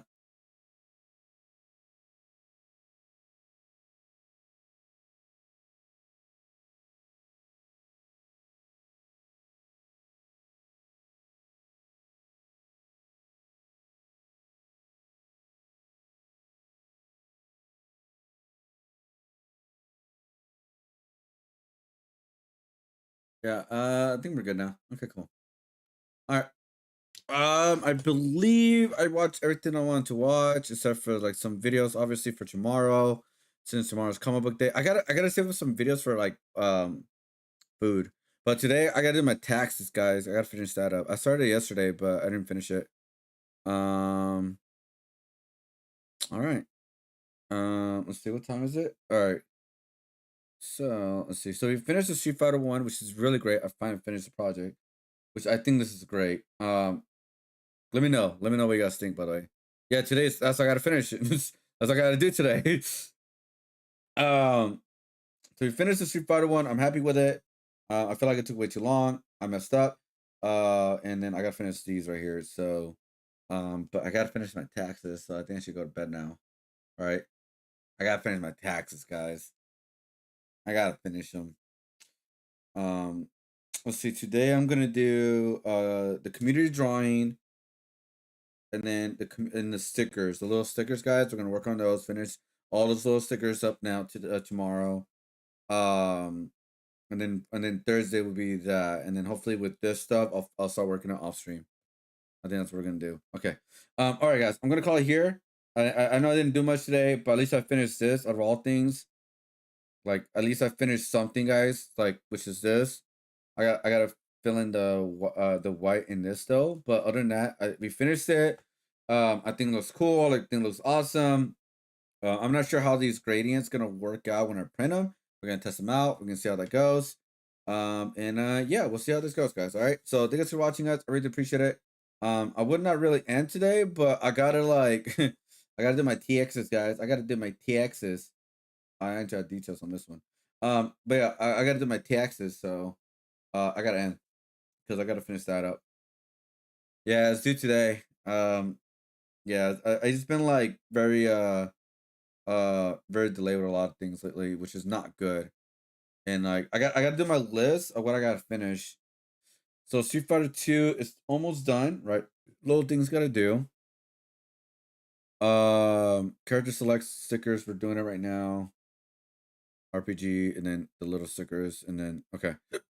And then that, okay. All right, guys, I'm gonna call it here. I'm gonna work on my I'm gonna go to bed, work on my taxes, finish the taxes up.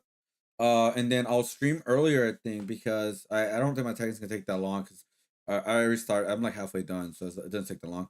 I should be able to stream a lot earlier today. The goal is gonna be the community drawing, really, and announce the new one.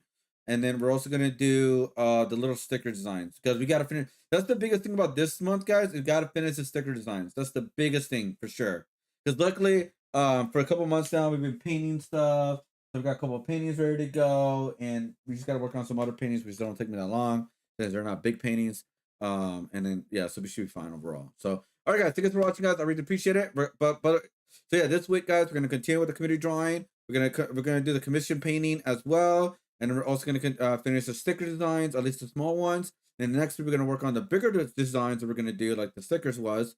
And then also we're going to work on the next Versus series, which is going to be the X-Men 97. Sorry, X-Men. Yeah, we're going to do X-Men 97.